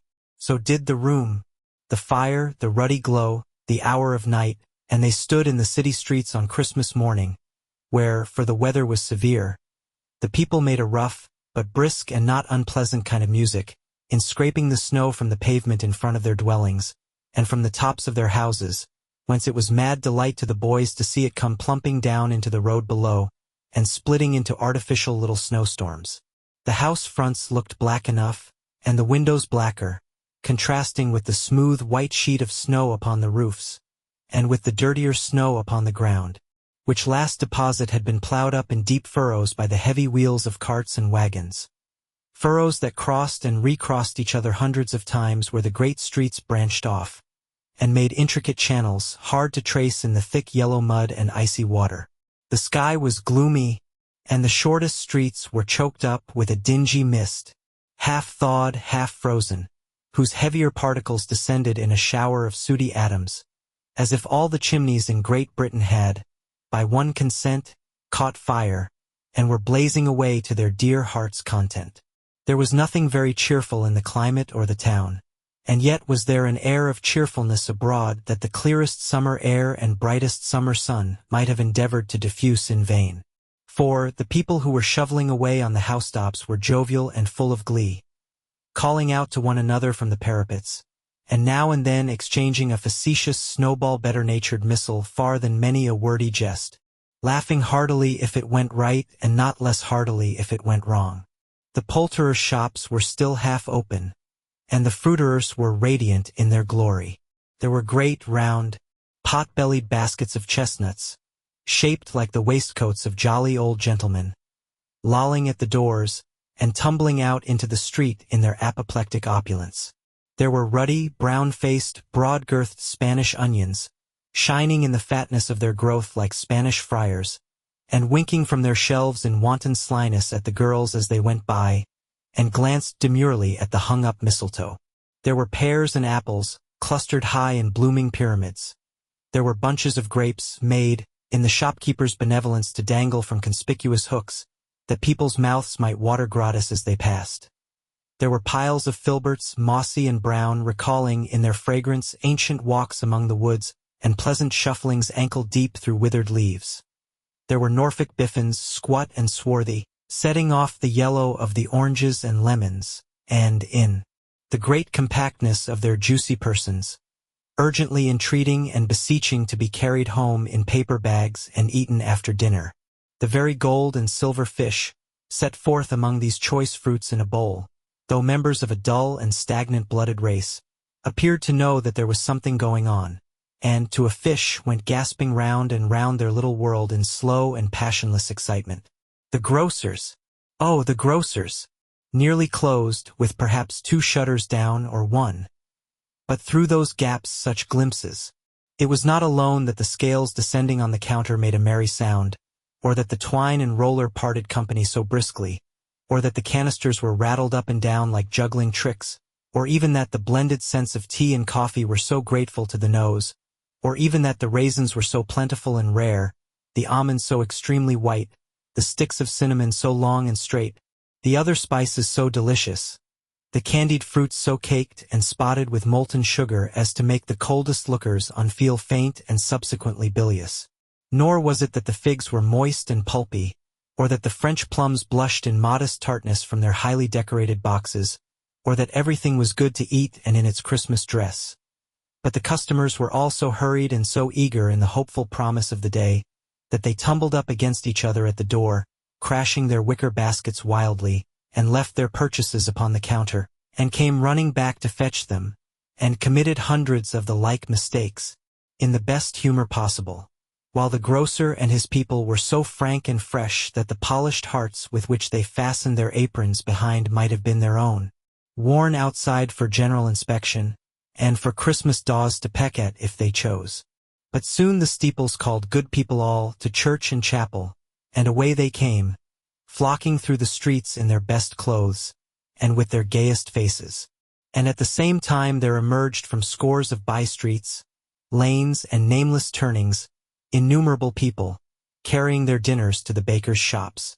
The sight of these poor revelers appeared to interest the spirit very much, for he stood with Scrooge beside him in a baker's doorway, and taking off the covers as their bearers passed, sprinkled incense on their dinners from his torch. And it was a very uncommon kind of torch, for once or twice when there were angry words between some dinner carriers who had jostled each other, he shed a few drops of water on them from it, and their good humor was restored directly. For they said, it was a shame to quarrel upon Christmas Day. And so it was. God love it, so it was. In time the bells ceased, and the bakers were shut up. And yet there was a genial shadowing forth of all these dinners and the progress of their cooking, in the thawed blotch of wet above each baker's oven, where the pavement smoked as if its stones were cooking too. Is there a peculiar flavor in what you sprinkle from your torch? Asked Scrooge. There is. My own. Would it apply to any kind of dinner on this day? Asked Scrooge. To any kindly given. To a poor one most. Why to a poor one most? Asked Scrooge. Because it needs it most.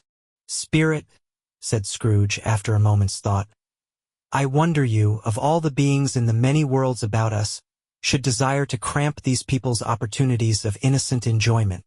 Aye, cried the spirit, you would deprive them of their means of dining every seventh day, often the only day on which they can be said to dine at all, said Scrooge. Wouldn't you? Aye, cried the spirit. You seek to close these places on the seventh day? Said Scrooge. And it comes to the same thing. I seek, exclaimed the spirit. Forgive me if I am wrong. It has been done in your name, or at least in that of your family, said Scrooge.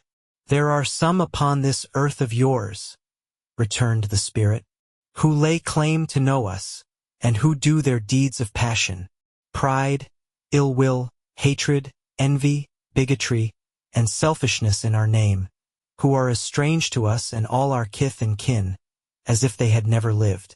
Remember that, and charge their doings on themselves, not us. Scrooge promised that he would. And they went on, invisible as they had been before, into the suburbs of the town. It was a remarkable quality of the ghost, which Scrooge had observed at the baker's, that notwithstanding his gigantic size, he could accommodate himself to any place with ease, and that he stood beneath a low roof quite as gracefully and like a supernatural creature, as it was possible he could have done in any lofty hall. And perhaps it was the pleasure the good spirit had in showing off this power of his, or else it was his own kind, generous, hearty nature and his sympathy with all poor men, that led him straight to Scrooge's clerks. For there he went and took Scrooge with him, holding to his robe, and on the threshold of the door the spirit smiled, and stopped to bless Bob Cratchit's dwelling with the sprinkling of his torch. Think of that! Bob had but 15 bob a week himself. He pocketed on Saturdays but 15 copies of his Christian name, and yet the ghost of Christmas present blessed his four-roomed house. Then up rose Mrs. Cratchit, Cratchit's wife, dressed out but poorly in a twice-turned gown, but brave in ribbons, which are cheap and make a goodly show for sixpence, and she laid the cloth, assisted by Belinda Cratchit, second of her daughters, also brave in ribbons, while Master Peter Cratchit plunged a fork into the saucepan of potatoes, and getting the corners of his monstrous shirt collar, Bob's private property, conferred upon his son and heir in honor of the day, into his mouth, rejoiced to find himself so gallantly attired, and yearned to show his linen in the fashionable parks. And now 2 smaller Cratchits, boy and girl, came tearing in, screaming that outside the baker's they had smelt the goose, and known it for their own. And basking in luxurious thoughts of sage and onion, these young Cratchits danced about the table, and exalted Master Peter Cratchit to the skies, while he, not proud, although his collars nearly choked him, blew the fire until the slow potatoes bubbling up, knocked loudly at the saucepan lid to be let out and peeled. "What has ever got your precious father then?" said Mrs. Cratchit. "And your brother, Tiny Tim, and Martha warn't as late last Christmas Day by half an hour." "Here's Martha, mother," said a girl, appearing as she spoke. "Here's Martha, mother," cried the two young Cratchits. "Hurrah! There's such a goose, Martha." "Why, bless your heart alive, my dear, how late you are," said Mrs. Cratchit, kissing her a dozen times, and taking off her shawl and bonnet for her with officious zeal. "We'd a deal of work to finish up last night," replied the girl, "and had to clear away this morning, mother." "Well, never mind so long as you are come," said Mrs. Cratchit. "Sit ye down before the fire, my dear, and have a warm, Lord bless ye." "No, no, there's father coming," cried the two young Cratchits, who were everywhere at once. "Hide, Martha, hide." So Martha hid herself, and in came little Bob, the father, with at least 3 feet of comforter exclusive of the fringe, hanging down before him, and his threadbare clothes darned up and brushed, to look seasonable, and Tiny Tim upon his shoulder. Alas for Tiny Tim, he bore a little crutch, and had his limbs supported by an iron frame. "Why, where's our Martha?" cried Bob Cratchit, looking round. "Not coming," said Mrs. Cratchit. "Not coming," said Bob, with a sudden declension in his high spirits, for he had been Tim's blood horse all the way from church and had come home rampant. "Not coming upon Christmas Day." Martha didn't like to see him disappointed, if it were only in joke. So she came out prematurely from behind the closet door, and ran into his arms, while the two young Cratchits hustled Tiny Tim, and bore him off into the wash-house, that he might hear the pudding singing in the copper. "And how did little Tim behave?" asked Mrs. Cratchit, when she had rallied Bob on his credulity, and Bob had hugged his daughter to his heart's content. "As good as gold," said Bob, "and better. Somehow he gets thoughtful, sitting by himself so much, and thinks the strangest things you ever heard. He told me, coming home, that he hoped the people saw him in the church, because he was a cripple, and it might be pleasant to them to remember upon Christmas Day, who made lame beggars walk and blind men see." Bob's voice was tremulous when he told them this, and trembled more when he said that Tiny Tim was growing strong and hearty. His active little crutch was heard upon the floor, and back came Tiny Tim before another word was spoken, escorted by his brother and sister to his stool before the fire, and while Bob, turning up his cuffs, as if, poor fellow, they were capable of being made more shabby, compounded some hot mixture in a jug with gin and lemons, and stirred it round and put it on the hob to simmer, Master Peter and the two ubiquitous young Cratchits went to fetch the goose, with which they soon returned in high procession. Such a bustle ensued that you might have thought a goose the rarest of all birds, a feathered phenomenon, to which a black swan was a matter of course, and in truth it was something very like it in that house. Mrs. Cratchit made the gravy, ready beforehand in a little saucepan, hissing hot. Master Peter mashed the potatoes with incredible vigor. Miss Belinda sweetened up the applesauce. Martha dusted the hot plates. Bob took Tiny Tim beside him in a tiny corner at the table. The two young Cratchits set chairs for everybody, not forgetting themselves, and mounting guard upon their posts, crammed spoons into their mouths, lest they should shriek for goose before their turn came to be helped. At last the dishes were set on, and grace was said. It was succeeded by a breathless pause as Mrs. Cratchit, looking slowly all along the carving knife, prepared to plunge it in the breast.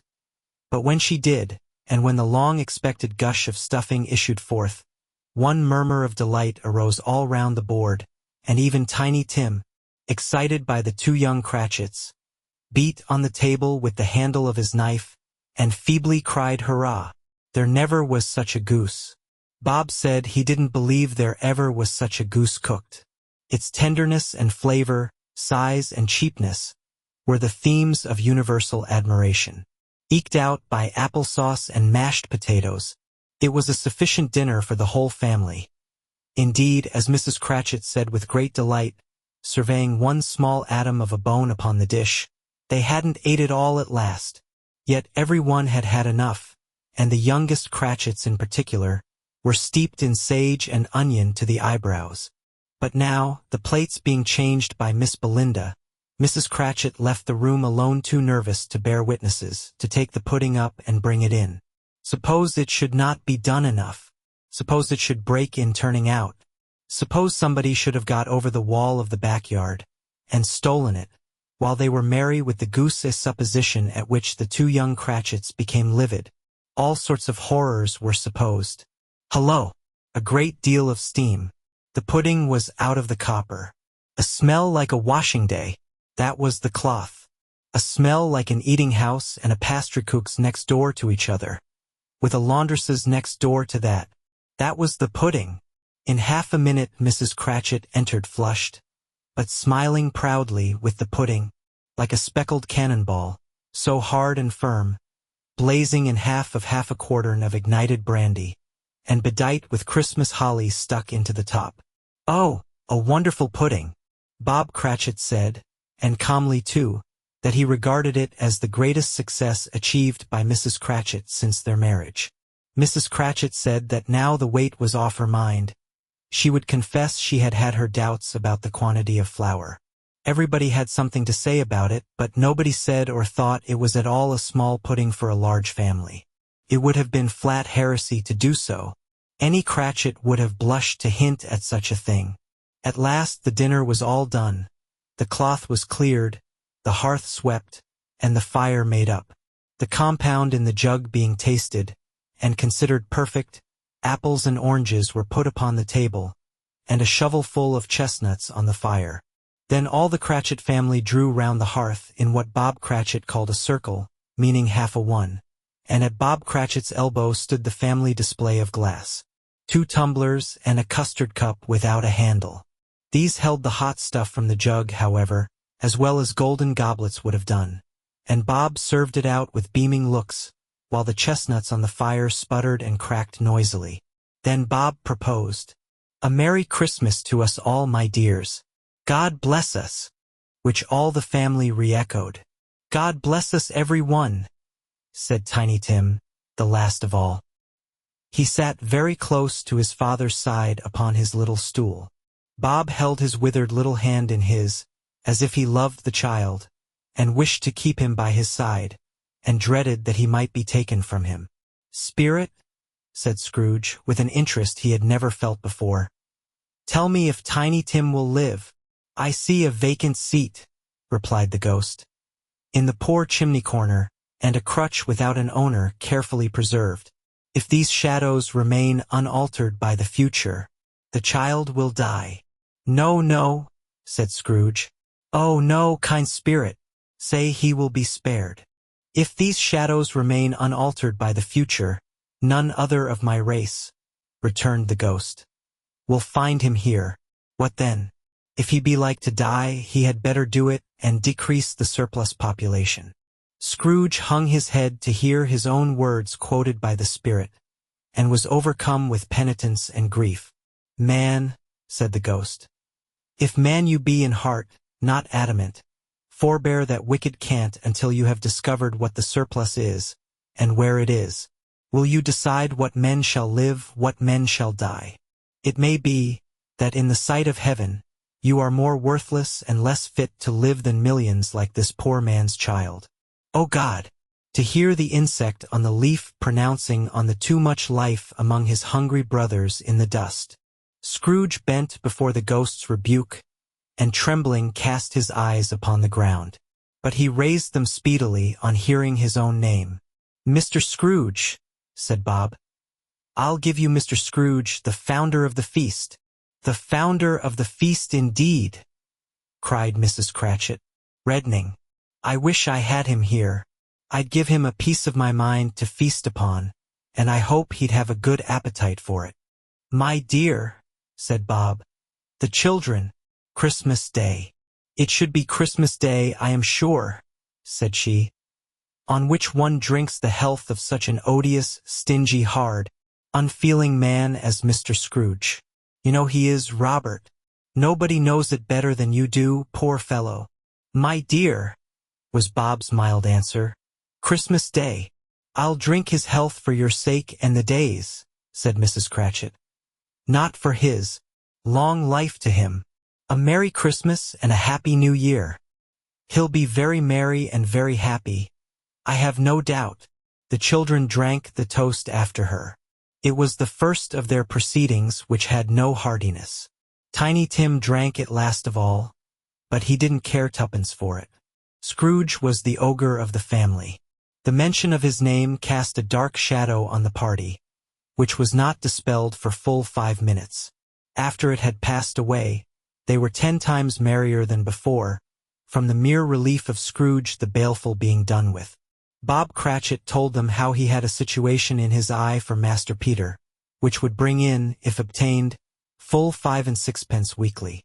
The 2 young Cratchits laughed tremendously at the idea of Peter's being a man of business, and Peter himself looked thoughtfully at the fire from between his collars, as if he were deliberating what particular investments he should favor when he came into the receipt of that bewildering income. Martha, who was a poor apprentice at a milliner's, then told them what kind of work she had to do, and how many hours she worked at a stretch, and how she meant to lie abed tomorrow morning for a good long rest. Tomorrow being a holiday she passed at home. Also how she had seen a countess and a lord some days before, and how the lord was much about as tall as Peter. At which Peter pulled up his collar so high that you couldn't have seen his head if you had been there. All this time the chestnuts and the jug went round and round. And by they had a song, about a lost child traveling in the snow, from Tiny Tim, who had a plaintive little voice, and sang it very well indeed. There was nothing of high mark in this. They were not a handsome family. They were not well dressed. Their shoes were far from being waterproof. Their clothes were scanty. And Peter might have known, and very likely did, the inside of a pawnbroker's. But they were happy, grateful, pleased with one another, and contented with the time. And when they faded, and looked happier yet in the bright sprinklings of the spirit's torch at parting, Scrooge had his eye upon them, and especially on Tiny Tim until the last. By this time it was getting dark and snowing pretty heavily, and as Scrooge and the spirit went along the streets, the brightness of the roaring fires in kitchens, parlors, and all sorts of rooms was wonderful. Here, the flickering of the blaze showed preparations for a cozy dinner, with hot plates baking through and through before the fire, and deep red curtains, ready to be drawn to shut out cold and darkness. There all the children of the house were running out into the snow to meet their married sisters, brothers, cousins, uncles, aunts, and be the first to greet them.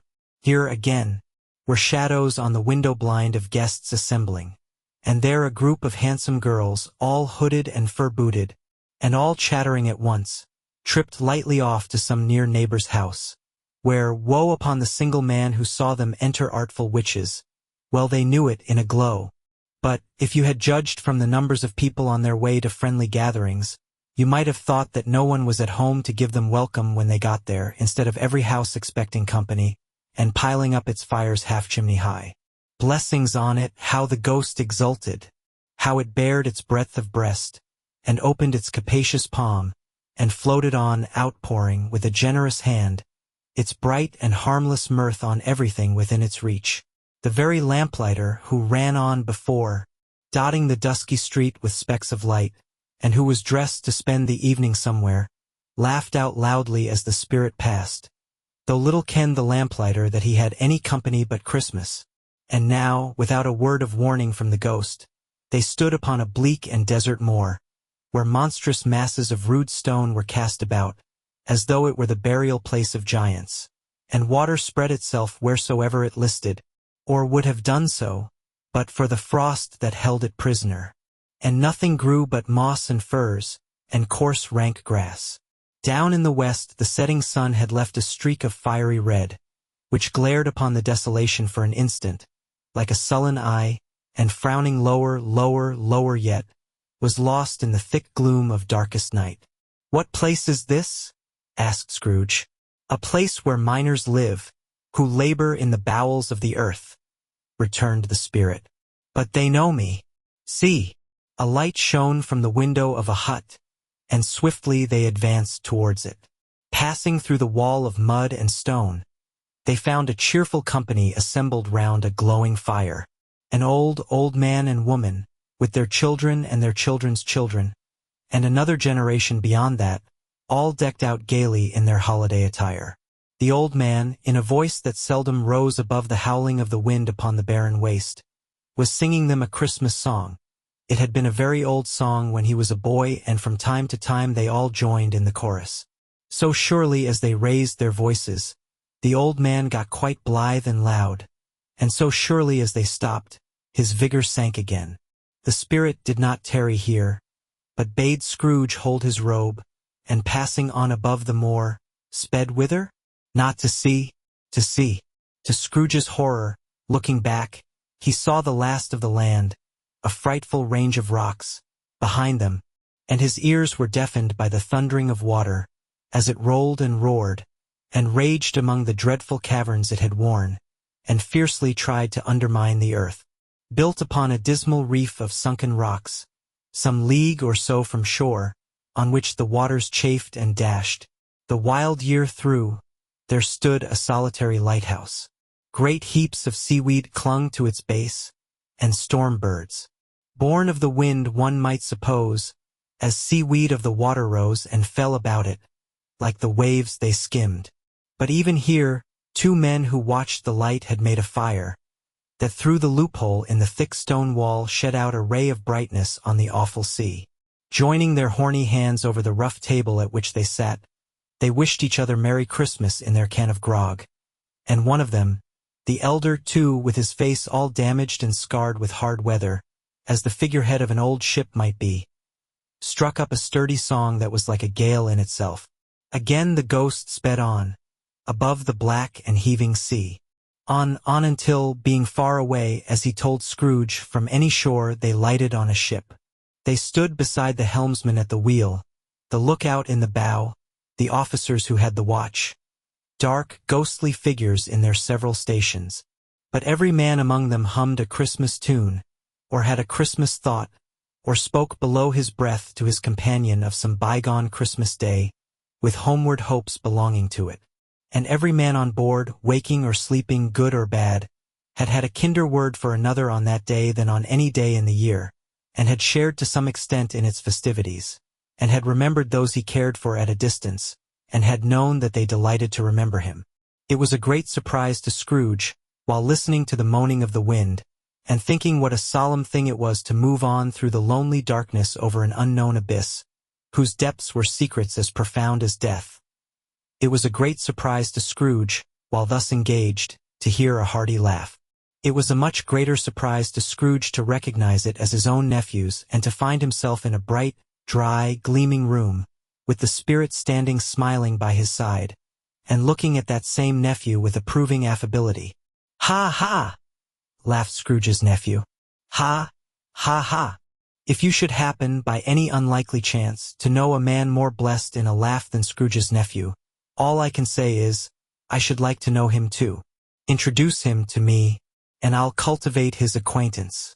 It is a fair, even-handed, noble adjustment of things, that while there is infection in disease and sorrow, there is nothing in the world so irresistibly contagious as laughter and good humor." When Scrooge's nephew laughed in this way, holding his sides, rolling his head, and twisting his face into the most extravagant contortions, Scrooge's niece, by marriage, laughed as heartily as he, and their assembled friends, being not a bit behindhand, roared out lustily, "Ha, ha, ha, ha, ha, ha!" "He said that Christmas was a humbug, as I live," cried Scrooge's nephew. "He believed it too." "More shame for him, Fred," said Scrooge's niece, indignantly. "Bless those women. They never do anything by halves. They are always in earnest." She was very pretty, exceedingly pretty, with a dimpled, surprised-looking capital face, a ripe little mouth that seemed made to be kissed, as no doubt it was, all kinds of good little dots about her chin that melted into one another when she laughed, and the sunniest pair of eyes you ever saw in any little creature's head. Altogether she was what you would have called provoking, but satisfactory too. Oh, perfectly satisfactory. "He's a comical old fellow," said Scrooge's nephew. "That's the truth, and not so pleasant as he might be. However, his offenses carry their own punishment, and I have nothing to say against him." "I'm sure he is very rich, Fred," hinted Scrooge's niece. "At least you always tell me so." "What of that, my dear?" said Scrooge's nephew. "His wealth is of no use to him. He don't do any good with it. He don't make himself comfortable with it. He hasn't the satisfaction of thinking, that he is ever going to benefit us with it." "I have no patience with him," observed Scrooge's niece. Scrooge's niece's sisters, and all the other ladies, expressed the same opinion. "Oh, I have," said Scrooge's nephew. "I am sorry for him. I couldn't be angry with him if I tried. Who suffers by his ill whims? Himself always. Here he takes it into his head to dislike us, and he won't come and dine with us. What's the consequence? He don't lose much of a dinner." "Indeed, I think he loses a very good dinner," interrupted Scrooge's niece. Everybody else said the same, and they must be allowed to have been competent judges, because they had just had dinner, and, with the dessert upon the table, were clustered round the fire by lamplight. "Well, I'm very glad to hear it," said Scrooge's nephew, "because I haven't great faith in these young housekeepers. What do you say, Topper?" Topper had clearly got his eye upon one of Scrooge's niece's sisters, for he answered that a bachelor was a wretched outcast, who had no right to express an opinion on the subject. Whereat Scrooge's niece's sister, the plump one with the lace tucker, not the one with the roses, blushed. "Do go on, Fred," said Scrooge's niece, clapping her hands. "He never finishes what he begins to say. He is such a ridiculous fellow." Scrooge's nephew revelled in another laugh, and as it was impossible to keep the infection off, though the plump sister tried hard to do it with aromatic vinegar, his example was unanimously followed. "I was only going to say," said Scrooge's nephew, "that the consequence of his taking a dislike to us and not making merry with us is, as I think, that he loses some pleasant moments which could do him no harm. I am sure he loses pleasanter companions than he can find in his own thoughts, either in his mouldy old office or his dusty chambers. I mean to give him the same chance every year, whether he likes it or not, for I pity him. He may rail at Christmas till he dies, but he can't help thinking better of it. I defy him, if he finds me going there, in good temper year after year, and saying, 'Uncle Scrooge, how are you?' If it only puts him in the vein to leave his poor clerk £50. That's something. And I think I shook him yesterday." It was their turn to laugh now at the notion of his shaking Scrooge. But being thoroughly good-natured, and not much caring what they laughed at, so that they laughed at any rate, he encouraged them in their merriment, and passed the bottle joyously. After tea they had some music, for they were a musical family, and knew what they were about when they sung a glee or catch, I can assure you, especially Topper, who could growl away in the bass like a good one, and never swell the large veins in his forehead or get red in the face over it. Scrooge's niece played well upon the harp, and played among other tunes a simple little air, a mere nothing.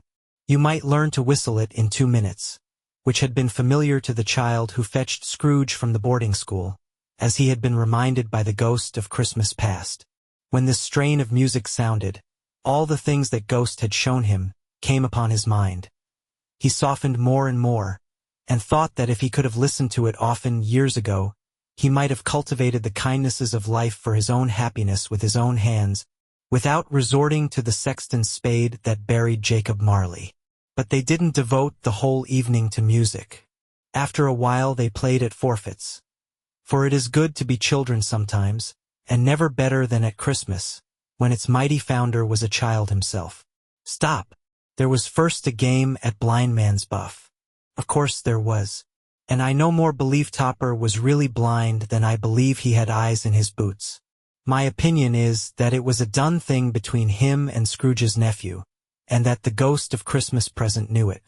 The way he went after that plump sister in the lace tucker was an outrage on the credulity of human nature. Knocking down the fire irons, tumbling over the chairs, bumping against the piano, smothering himself among the curtains. Wherever she went, there went he. He always knew where the plump sister was. He wouldn't catch anybody else.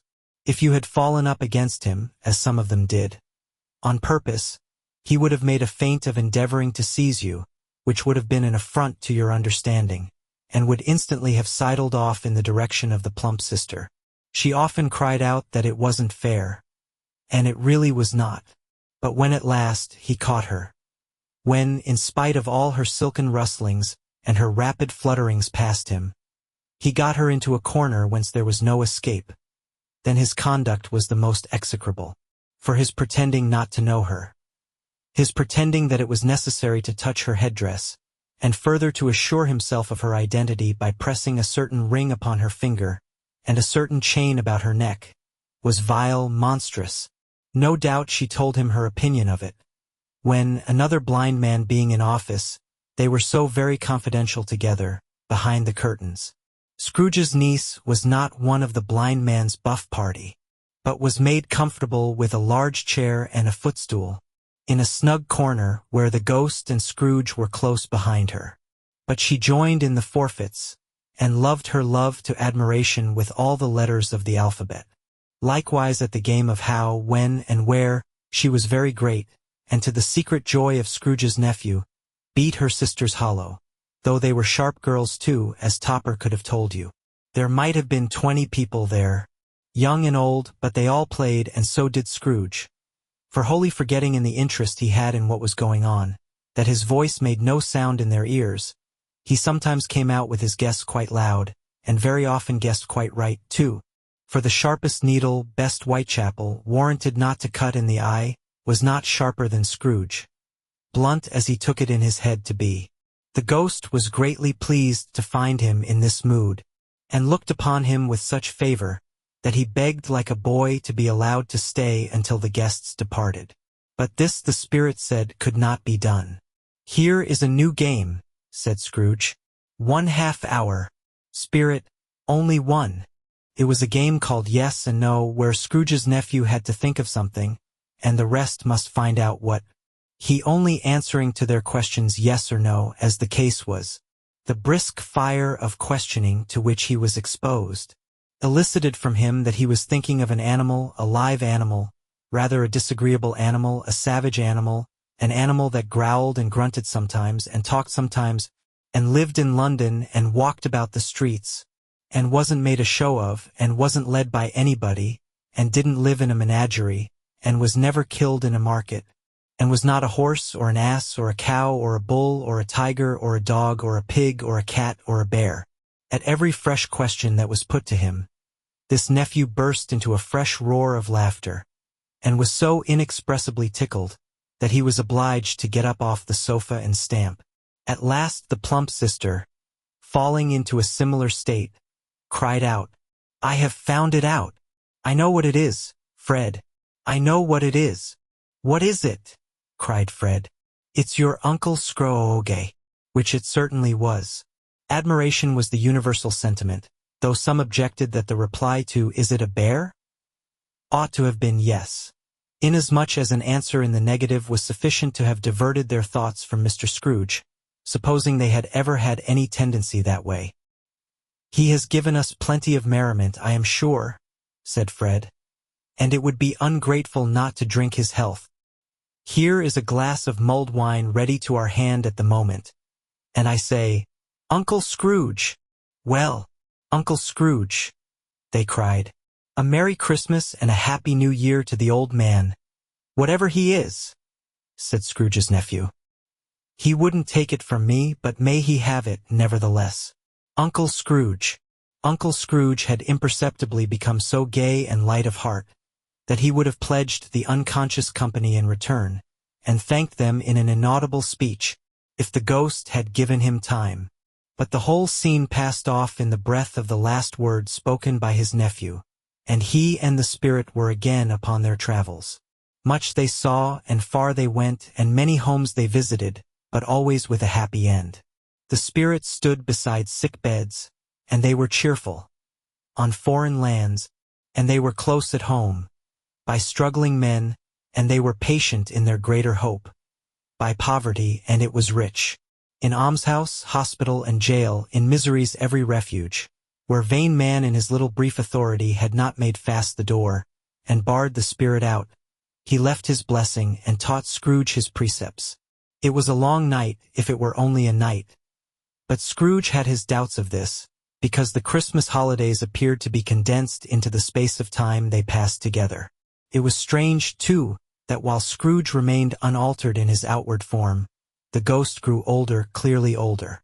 Scrooge had observed this change, but never spoke of it, until they left a children's 12th night party, when, looking at the spirit as they stood together in an open place, he noticed that its hair was gray. "Are spirits' lives so short?" asked Scrooge. "My life upon this globe is very brief," replied the ghost. "It ends tonight." "Tonight!" cried Scrooge. "Tonight at midnight. Hark! The time is drawing near." The chimes were ringing the 11:15 at that moment. "Forgive me if I am not justified in what I ask," said Scrooge, looking intently at the spirit's robe. "But I see something strange, and not belonging to yourself, protruding from your skirts. Is it a foot or a claw?" "It might be a claw, for the flesh there is upon it," was the spirit's sorrowful reply. "Look here."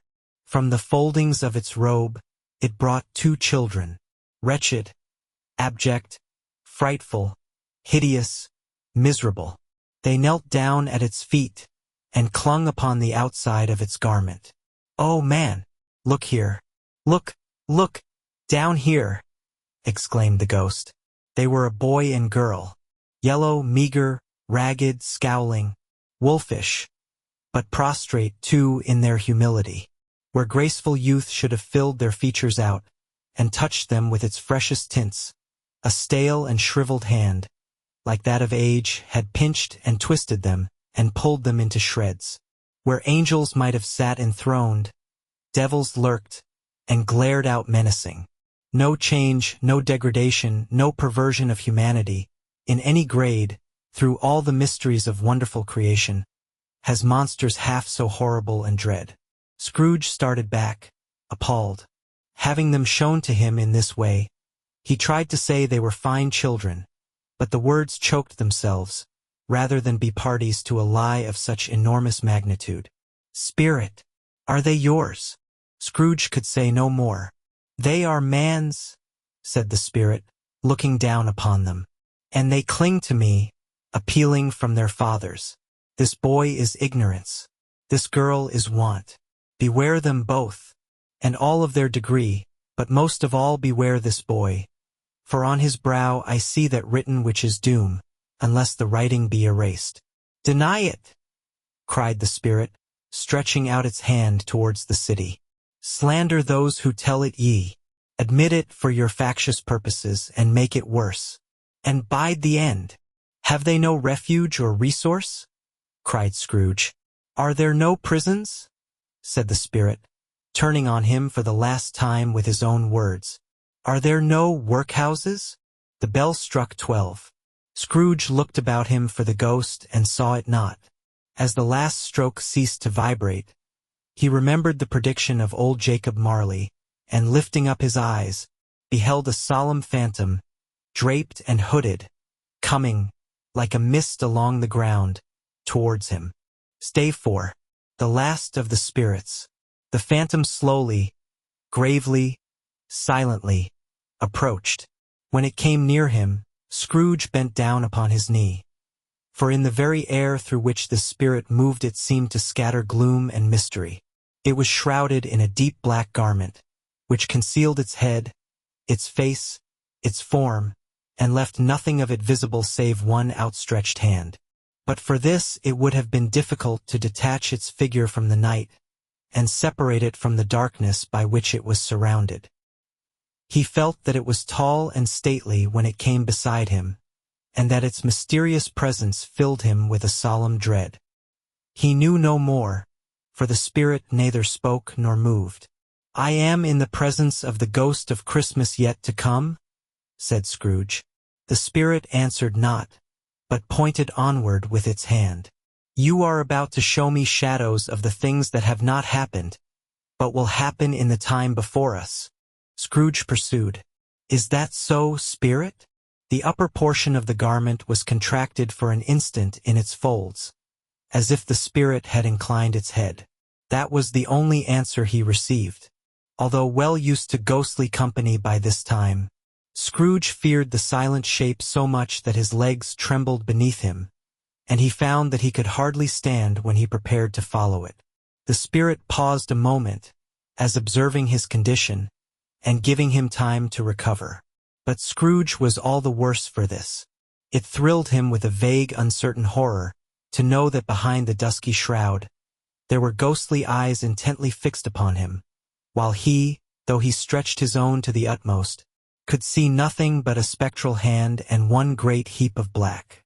"Ghost of the future," he exclaimed, "I fear you more than any spectre I have seen, but as I know your purpose is to do me good, and as I hope to live to be another man from what I was, I am prepared to bear you company, and do it with a thankful heart. Will you not speak to me?" He gave him no reply. The hand was pointed straight before them. "Lead on," said Scrooge. "Lead on. The night is waning fast, and it is precious time to me, I know. Let on, Spirit." The phantom moved away as it had come towards him. Scrooge followed in the shadow of its dress, which bore him up, he thought, and carried him along. They scarcely seemed to enter the city, for the city rather seemed to spring up about them, and encompass them of its own act. But there they were in the heart of it, on 'change, amongst the merchants, who hurried up and down, and chinked the money in their pockets, and conversed in groups, and looked at their watches, and trifled thoughtfully with their great gold seals, and so forth, as Scrooge had seen them often. The spirit stopped beside one little knot of businessmen. Observing that the hand was pointed to them, Scrooge advanced to listen to their talk. "No," said a great fat man with a monstrous chin. "I don't know much about it either way. I only know he's dead." "When did he die?" inquired another. "Last night, I believe." "Why, what was the matter with him?" asked a third, taking a vast quantity of snuff out of a very large snuff-box. "I thought he'd never die." "God knows," said the first with a yawn. "What has he done with his money?" asked a red-faced gentleman with a pendulous excrescence on the end of his nose that shook like the gills of a turkey-cock. "I haven't heard," said the man with the large chin, yawning again. "Left it to his company, perhaps. He hasn't left it to me. That's all I know." This pleasantry was received with a general laugh. "It's likely to be a very cheap funeral," said the same speaker. "For upon my life I don't know of anybody to go to it. Suppose we make up a party and volunteer." "I don't mind going if a lunch is provided," observed the gentleman with the excrescence on his nose. "But I must be fed if I make one." Another laugh. "Well, I am the most disinterested among you, after all," said the first speaker, "for I never wear black gloves and I never eat lunch. But I'll offer to go if anybody else will. When I come to think of it, I'm not at all sure that I wasn't his most particular friend, for we used to stop and speak whenever we met. Bye-bye." Speakers and listeners strolled away and mixed with other groups. Scrooge knew the men and looked towards the spirit for an explanation. The phantom glided on into a street. Its finger pointed to two persons meeting. Scrooge listened again, thinking that the explanation might lie here. He knew these men also perfectly. They were men of business, very wealthy and of great importance. He had made a point always of standing well in their esteem, in a business point of view, that is, strictly in a business point of view. "How are you?" said one. "How are you?" returned the other. "Well," said the first, "Old Scratch has got his own at last, hey?" "So I am told," returned the second. "Cold, isn't it? Seasonable for Christmas time. You're not a skater, I suppose?" No. Something else to think of. Good morning." Not another word. That was their meeting, their conversation, and their parting. Scrooge was at first inclined to be surprised that the spirit should attach importance to conversations apparently so trivial, but feeling assured that they must have some hidden purpose, he set himself to consider what it was likely to be. They could scarcely be supposed to have any bearing on the death of Jacob, his old partner, for that was past, and this ghost's province was the future. Nor could he think of anyone immediately connected with himself, to whom he could apply them. But nothing doubting that to whomsoever they applied they had some latent moral for his own improvement, he resolved to treasure up every word he heard, and everything he saw, and especially to observe the shadow of himself when it appeared, for he had an expectation that the conduct of his future self would give him the clue he missed, and would render the solution of these riddles easy. He looked about in that very place for his own image, but another man stood in his accustomed corner, and though the clock pointed to his usual time of day for being there, he saw no likeness of himself among the multitudes that poured in through the porch. It gave him little surprise, however, for he had been revolving in his mind a change of life, and thought and hoped he saw his newborn resolutions carried out in this. Quiet and dark, beside him stood the phantom, with its outstretched hand. When he roused himself from his thoughtful quest, he fancied from the turn of the hand, and its situation in reference to himself, that the unseen eyes were looking at him keenly. It made him shudder, and feel very cold. They left the busy scene, and went into an obscure part of the town, where Scrooge had never penetrated before, although he recognized its situation, and its bad repute. The ways were foul and narrow, the shops and houses wretched, the people half-naked, drunken, slipshod, ugly. Alleys and archways, like so many cesspools, disgorged their offenses of smell, and dirt and life, upon the straggling streets, and the whole quarter reeked with crime, with filth and misery. Far in this den of infamous resort, there was a low-browed, beetling shop, below a penthouse roof, where iron, old rags, bottles, bones, and greasy offal were bought. Upon the floor within were piled up heaps of rusty keys, nails, chains, hinges, files, scales, weights, and refuse iron of all kinds.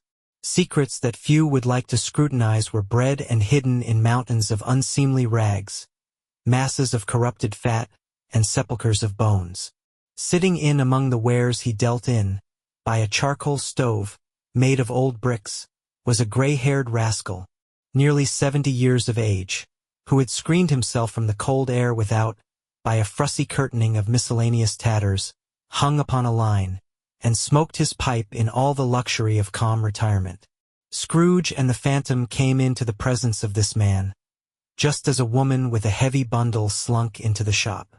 But she had scarcely entered, when another woman, similarly laden, came in too, and she was closely followed by a man in faded black, who was no less startled by the sight of them than they had been upon the recognition of each other.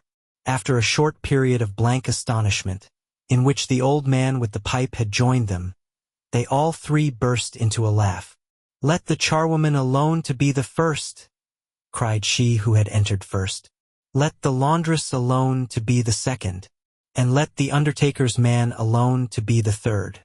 Look here, old Joe, here's a chance. If we haven't all three met here without meaning it."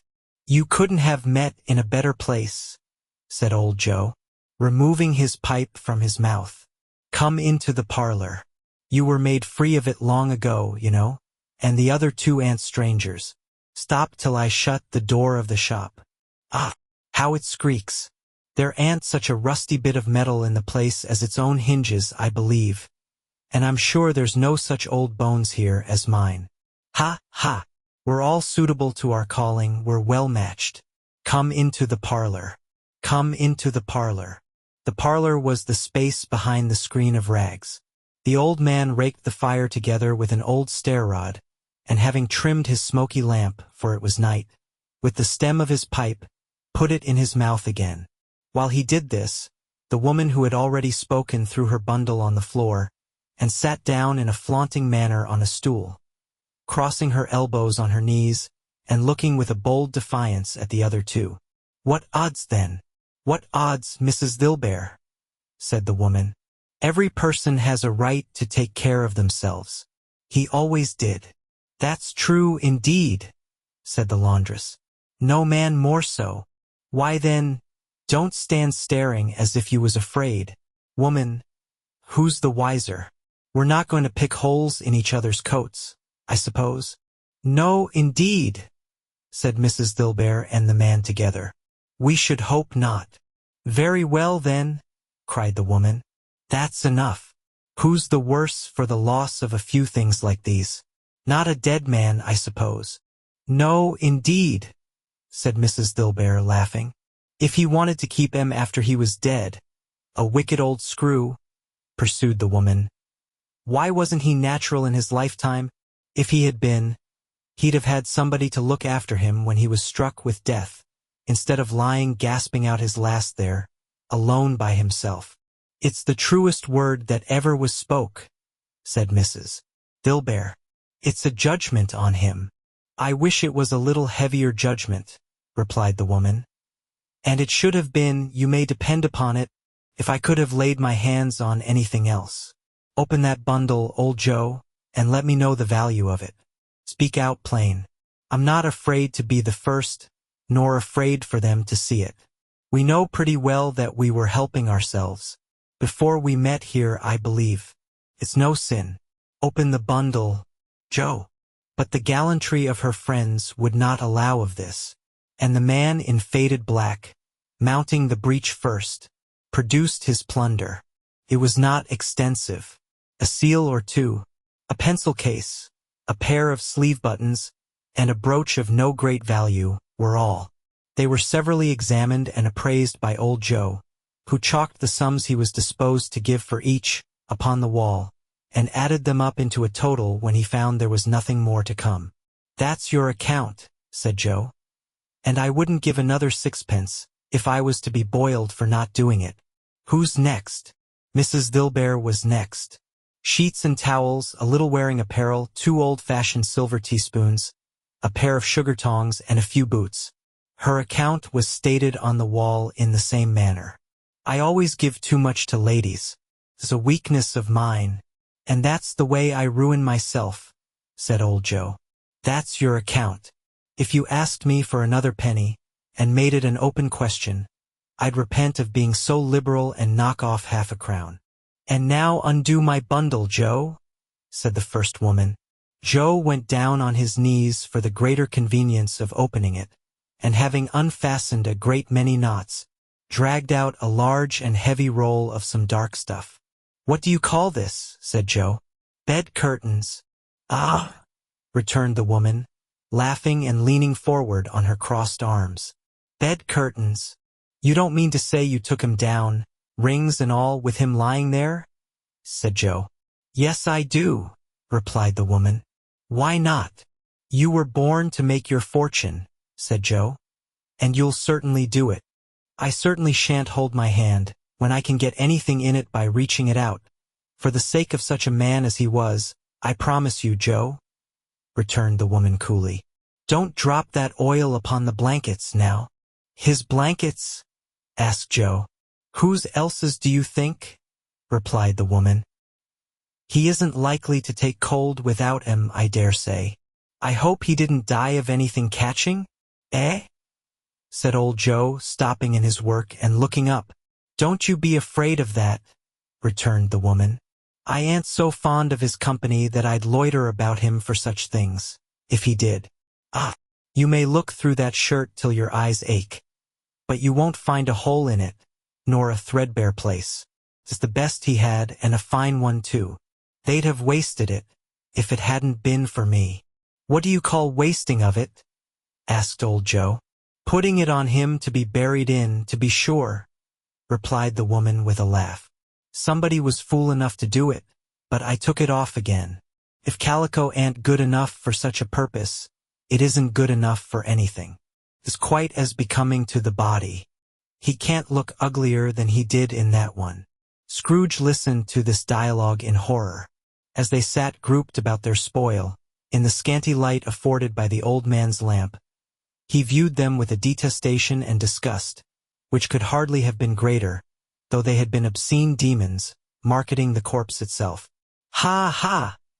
laughed the same woman when old Joe, producing a flannel bag with money in it, told out their several gains upon the ground.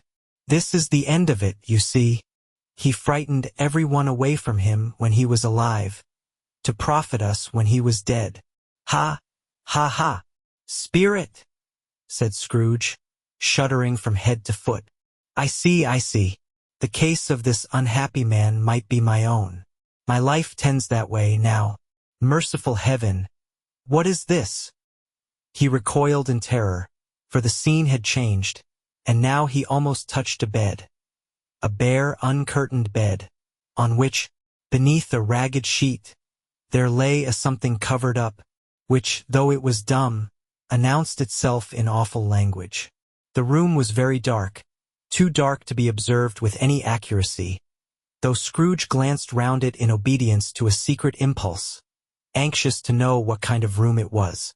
A pale light, rising in the outer air, fell straight upon the bed, and on it, plundered and bereft, unwatched, unwept, uncared for, was the body of this man. Scrooge glanced towards the phantom. The steady hand was pointed to the head.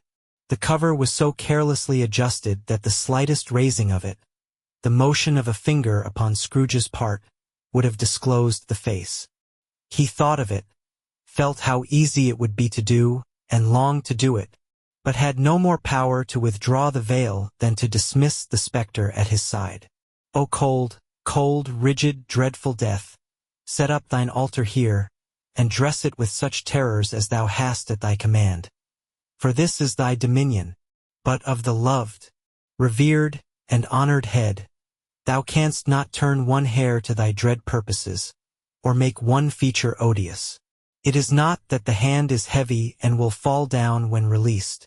It is not that the heart and pulse are still, but that the hand was open, generous, and true, the heart brave, warm, and tender, and the pulse a man's. Strike, shadow, strike, and see his good deeds springing from the wound, to sow the world with life immortal." No voice pronounced these words in Scrooge's ears, and yet he heard them when he looked upon the bed. He thought, if this man could be raised up now, what would be his foremost thoughts? Avarice, hard-dealing, griping cares?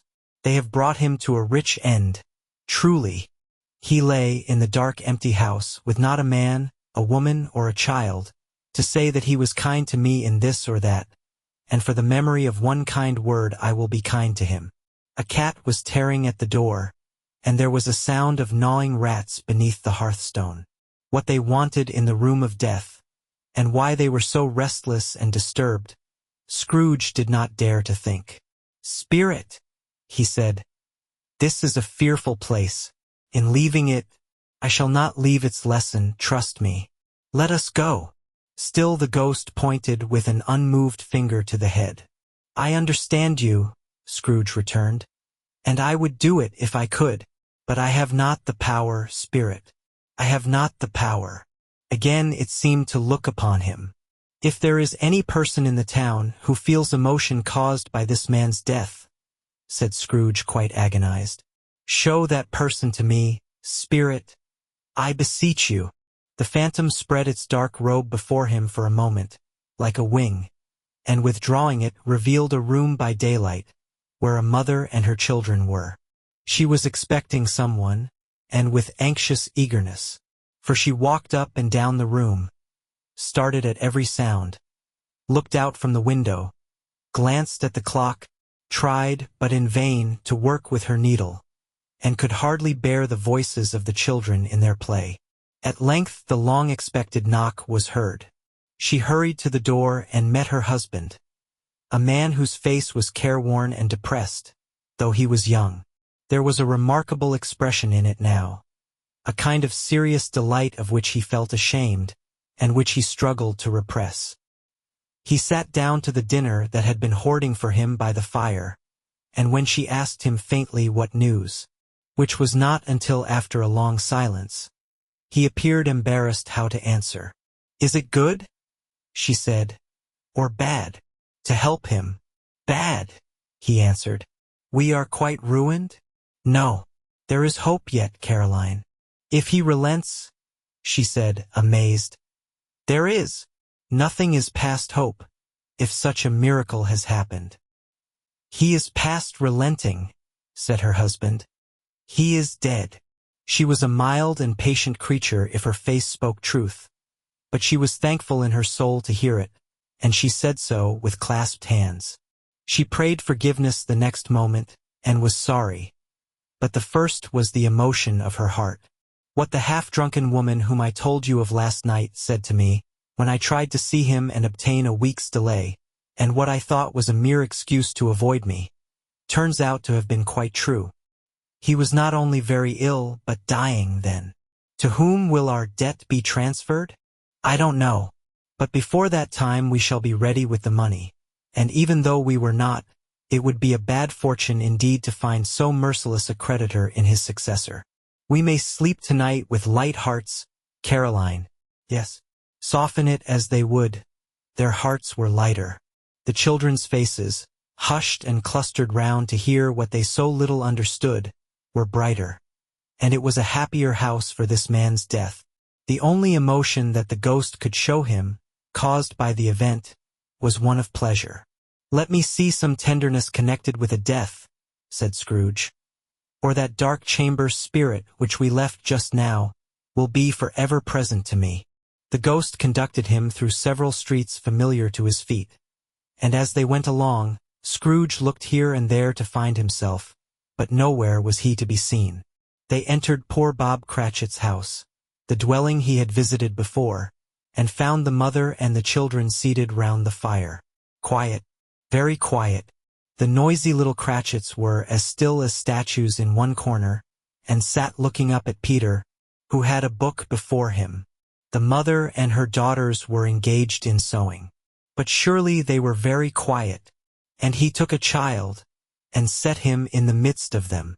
Where had Scrooge heard those words? He had not dreamed them. The boy must have read them out, as he and the spirit crossed the threshold. Why did he not go on? The mother laid her work upon the table, and put her hand up to her face. "The color hurts my eyes," she said. "The color? Ah, poor Tiny Tim." "They're better now again," said Cratchit's wife. "It makes them weak by candlelight, and I wouldn't show weak eyes to your father when he comes home, for the world. It must be near his time." "Past it rather," Peter answered, shutting up his book. "But I think he has walked a little slower than he used. These few last evenings, mother." They were very quiet again. At last she said, and in a steady, cheerful voice, that only faltered once, I have known him walk with Tiny Tim upon his shoulder, very fast indeed." "And so have I," cried Peter. "Often." "And so have I," exclaimed another. "So had all." "But he was very light to carry," she resumed, intent upon her work. "And his father loved him so, that it was no trouble, no trouble. And there is your father at the door." She hurried out to meet him, and little Bob in his comforter. He had need of it, poor fellow came in. His tea was ready for him on the hob, and they all tried who should help him to it most. Then the two young Cratchits got upon his knees and laid, each child a little cheek, against his face, as if they said, "Don't mind it, father. Don't be grieved." Bob was very cheerful with them, and spoke pleasantly to all the family. He looked at the work upon the table, and praised the industry and speed of Mrs. Cratchit and the girls. They would be done long before Sunday, he said. "Sunday? You went today, then, Robert?" said his wife. "Yes, my dear," returned Bob. "I wish you could have gone. It would have done you good to see how green a place it is. But you'll see it often. I promised him that I would walk there on a Sunday." "My little child," cried Bob. "My little child." He broke down all at once. He couldn't help it. If he could have helped it, he and his child would have been farther apart perhaps than they were. He left the room and went upstairs into the room above, which was lighted cheerfully, and hung with Christmas. There was a chair set close beside the child, and there were signs of someone having been there lately. Poor Bob sat down in it, and when he had thought a little and composed himself, he kissed the little face. He was reconciled to what had happened, and went down again quite happy. They drew about the fire and talked, the girls and mother working still. Bob told them of the extraordinary kindness of Mr. Scrooge's nephew, whom he had scarcely seen but once, and who, meeting him in the street that day, and seeing that he looked just a little down, you know, said Bob, inquired what had happened to distress him. On which, said Bob, for he is the pleasantest spoken gentleman you ever heard, I told him, I am heartily sorry for it, Mr. Cratchit, he said, and heartily sorry for your good wife. By the by, how he ever knew that, I don't know. Knew what, my dear? Why, that you were a good wife, replied Bob. Everybody knows that, said Peter. Very well observed, my boy, cried Bob. I hope they do. Heartily sorry, he said, for your good wife. If I can be of service to you in any way, he said, giving me his card, that's where I live. Pray come to me. Now it wasn't, cried Bob, for the sake of anything he might be able to do for us, so much as for his kind way, that this was quite delightful. It really seemed as if he had known our Tiny Tim, and felt with us. I'm sure he's a good soul, said Mrs. Cratchit. You would be surer of it, my dear, returned Bob. If you saw and spoke to him, I shouldn't be at all surprised. Mark what I say. If he got Peter a better situation. Only hear that, Peter, said Mrs. Cratchit. And then, cried one of the girls, Peter will be keeping company with someone and setting up for himself. Get along with you, retorted Peter, grinning. It's just as likely as not, said Bob. One of these days, though there's plenty of time for that, my dear. But however and whenever we part from one another, I am sure we shall none of us forget poor Tiny Tim, shall we, or this first parting that there was among us. Never, father, cried they all. And I know, said Bob, I know, my dears, that when we recollect how patient and how mild he was, although he was a little child, we shall not quarrel easily among ourselves, and forget poor Tiny Tim in doing it. No, never, father, they all cried again. I am very happy, said little Bob. I am very happy.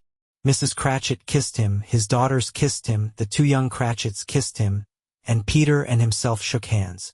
Spirit of Tiny Tim, thy childish essence was from God. Spectre, said Scrooge, something informs me that our parting moment is at hand. I know it, but I know not how. Tell me what man that was whom we saw lying dead. The ghost of Christmas yet to come conveyed him, as before, though at a different time, he thought. Indeed, there seemed no order in these latter visions, save that they were in the future into the resorts of business men, but showed him not himself. Indeed, the spirit did not stay for anything, but went straight on as to the end just now desired, until besought by Scrooge to tarry for a moment. This court, said Scrooge, through which we hurry now, is where my place of occupation is and has been for a length of time. I see the house. Let me behold what I shall be. In days to come. The spirit stopped. The hand was pointed elsewhere. The house is yonder, Scrooge exclaimed. Why do you point away? The inexorable finger underwent no change. Scrooge hastened to the window of his office, and looked in. It was an office still, but not his. The furniture was not the same, and the figure in the chair was not himself. The phantom pointed as before. He joined it once again, and wondering why and whither he had gone, accompanied it until they reached an iron gate. He paused to look round before entering. A churchyard. Here, then, the wretched man whose name he had now to learn, lay underneath the ground. It was a worthy place, walled in by houses, overrun by grass and weeds, the growth of vegetation's death, not life, choked up with too much burying, fat with replete appetite. A worthy place. The spirit stood among the graves, and pointed down to one. He advanced towards it trembling. The phantom was exactly as it had been, but he dreaded that he saw new meaning in its solemn shape. "Before I draw nearer to that stone to which you point," said Scrooge, "answer me one question. Are these the shadows of the things that will be, or are they shadows of things that may be, only?" Still the ghost pointed downward to the grave by which it stood. "Men's courses will foreshadow certain ends, to which, if persevered in, they must lead," said Scrooge. "But if the courses be departed from, the ends will change. Say it is thus with what you show me." The spirit was immovable as ever. Scrooge crept towards it, trembling as he went, and following the finger, read upon the stone of the neglected grave his own name, Ebenezer Srog. "Am I that man who lay upon the bed?" he cried upon his knees. The finger pointed from the grave to him and back again. "No, spirit. Oh, no, no." The finger still was there. "Spirit," he cried, tight clutching at its robe. "Hear me. I am not the man I was. I will not be the man I must have been but for this intercourse. Why show me this, if I am past all hope?" For the first time the hand appeared to shake. "Good spirit," he pursued, as down upon the ground he fell before it. "Your nature intercedes for me and pities me. Assure me that I yet may change these shadows you have shown me, by an altered life." The kind hand trembled. "I will honor Christmas in my heart, and try to keep it all the year. I will live in the past, the present, and the future. The spirits of all three shall strive within me. I will not shut out the lessons that they teach. Oh, tell me I may sponge away the writing on this stone." In his agony he caught the spectral hand. It sought to free itself, but he was strong in his entreaty, and detained it. The spirit, stronger yet, repulsed him, holding up his hands in a last prayer to have his fate reversed. He saw an alteration in the phantom's hood and dress. It shrunk, collapsed, and dwindled down into a bedpost. Stave 5. The end of it. Yes. And the bedpost was his own. The bed was his own. The room was his own. Best and happiest of all, the time before him was his own, to make amends in. "I will live in the past, the present, and the future," Scrooge repeated, as he scrambled out of bed. "The spirits of all three shall strive within me. O Jacob Marley, heaven and the Christmas time be praised for this. I say it on my knees, old Jacob, on my knees." He was so fluttered and so glowing with his good intentions, that his broken voice would scarcely answer to his call. He had been sobbing violently in his conflict with the spirit, and his face was wet with tears. "They are not torn down," cried Scrooge, folding one of his bed curtains in his arms. "They are not torn down, rings and all. They are here. I am here. The shadows of the things that would have been may be dispelled. They will be. I know they will." His hands were busy with his garments all this time, turning them inside out, putting them on upside down, tearing them, mislaying them, making them parties to every kind of extravagance. "I don't know what to do," cried Scrooge, laughing and crying in the same breath, and making a perfect Laocoon of himself with his stockings. "I am as light as a feather. I am as happy as an angel. I am as merry as a schoolboy. I am as giddy as a drunken man. A Merry Christmas to everybody. A Happy New Year to all the world. Hello here. Whoop. Hello." He had frisked into the sitting room, and was now standing there, perfectly winded. "There's the saucepan that the gruel was in," cried Scrooge, starting off again, and going round the fireplace. "There's the door by which the ghost of Jacob Marley entered. There's the corner where the ghost of Christmas Present sat. There's the window where I saw the wandering spirits. It's all right, it's all true, it all happened. Ha ha ha." Really, for a man who had been out of practice for so many years, it was a splendid laugh, a most illustrious laugh. the father of a long, long line of brilliant laughs. "I don't know what day of the month it is," said Scrooge. "I don't know how long I've been among the spirits. I don't know anything. I'm quite a baby. Never mind. I don't care. I'd rather be a baby. Hello! Whoop! Hello here!" He was checked in his transports by the churches ringing out the lustiest peals he had ever heard. Clash, clang, hammer, ding, dong, bell, bell, dong, ding, hammer, clang, clash. Oh, glorious, glorious! Running to the window, he opened it and put out his head. No fog, no mist. Clear, bright, jovial, stirring, cold, cold, piping for the blood to dance to.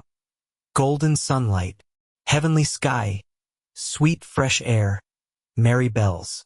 "Oh, glorious, glorious! What's today?" cried Scrooge, calling downward to a boy in Sunday clothes, who perhaps had loitered in to look about him. "Etch," returned the boy with all his might of wonder. "What's today, my fine fellow?" said Scrooge. "Today," replied the boy. "Why, Christmas Day." "It's Christmas Day," said Scrooge to himself. "I haven't missed it. The spirits have done it all in one night. They can do anything they like. Of course they can. Of course they can. Hello, my fine fellow." "Hello," returned the boy. "Do you know the poulterers in the next street but one, at the corner?" Scrooge inquired. "I should hope I did," replied the lad. "An intelligent boy," said Scrooge. "A remarkable boy. Do you know whether they've sold the prize turkey that was hanging up there?" "Not the little prize turkey. The big one." "What, the one as big as me?" returned the boy. "What a delightful boy," said Scrooge. "It's a pleasure to talk to him." "Yes, my buck. It's hanging there now," replied the boy. "Is it?" said Scrooge. "Go and buy it." "Walk yar!" exclaimed the boy. "No, no," said Scrooge. "I am in earnest. Go and buy it, and tell him to bring it here, that I may give them the direction where to take it. Come back with the man, and I'll give you a shilling.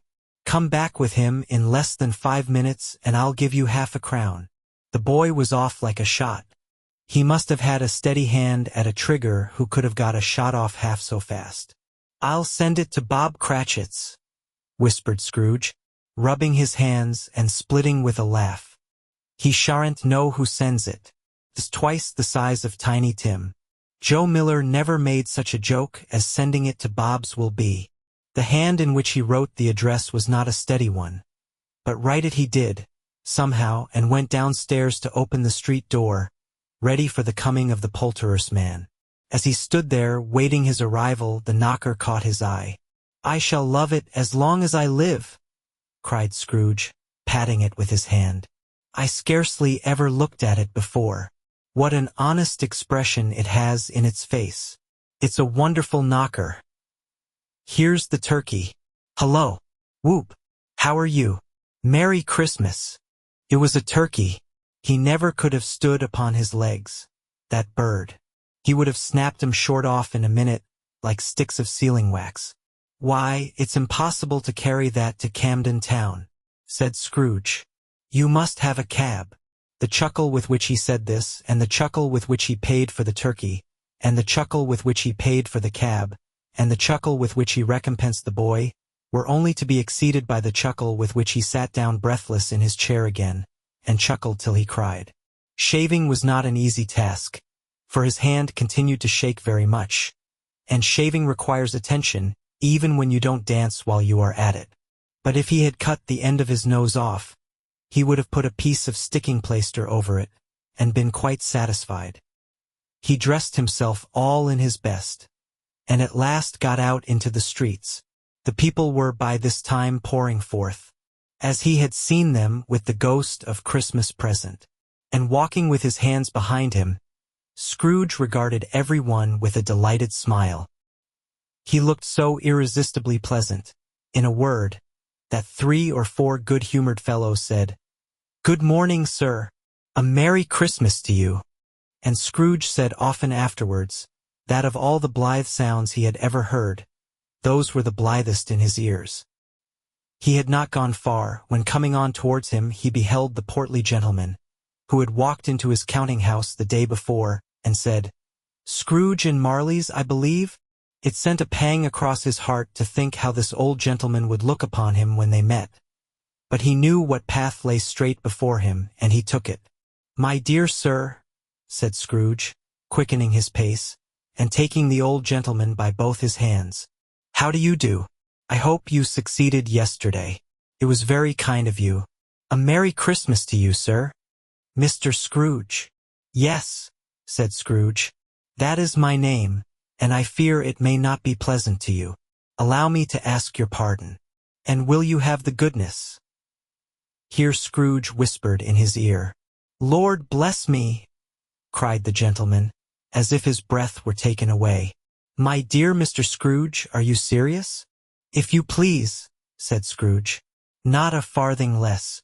A great many back payments are included in it, I assure you. Will you do me that favor?" "My dear sir," said the other, shaking hands with him, "I don't know what to say to such munify." "Don't say anything, please," retorted Scrooge. "Come and see me.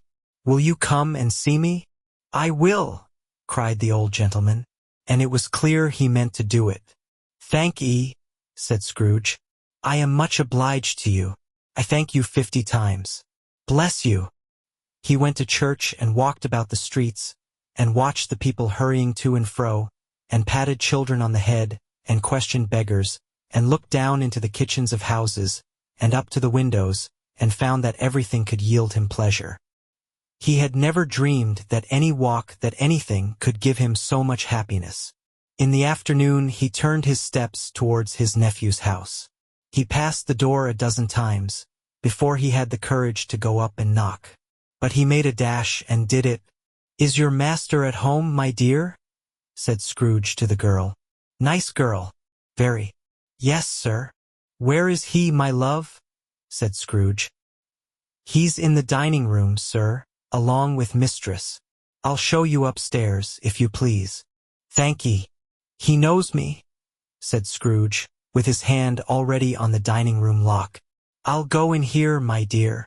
He turned it gently, and sidled his face in round the door.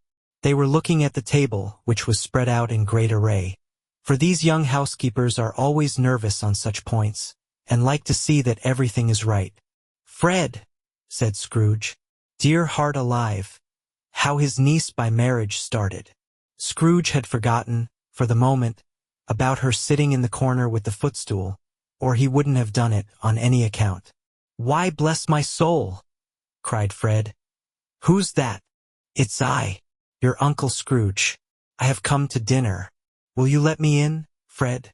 "Let him in. It is a mercy he didn't shake his arm off. He was at home in 5 minutes. Nothing could be heartier. His niece looked just the same. So did Topper when he came. So did the plump sister when she came. So did everyone when they came. Wonderful party. Wonderful games. Wonderful unanimity. Wonderful happiness. But he was early at the office next morning. Oh, he was early there. If he could only be there first, and catch Bob Cratchit coming late. That was the thing he had set his heart upon. And he did it. Yes, he did. The clock struck 9. No, Bob. 1/4 past. No, Bob. He was full 18 minutes and a half behind his time. Scrooge sat with his door wide open, that he might see him come into the tank. His hat was off before he opened the door. His comforter, too.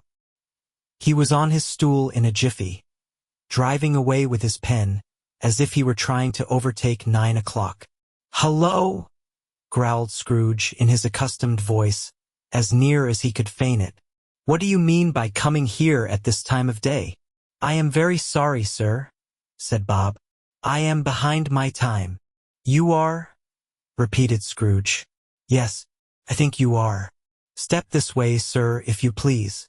"It's only once a year, sir," pleaded Bob, appearing from the tank. "It shall not be repeated. I was making rather merry yesterday, sir." "Now, I'll tell you what, my friend," said Scrooge. "I am not going to stand this sort of thing any longer, and therefore," he continued, leaping from his stool, and giving Bob such a dig in the waistcoat that he staggered back into the tank again.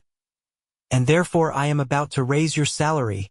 Bob trembled and got a little nearer to the ruler.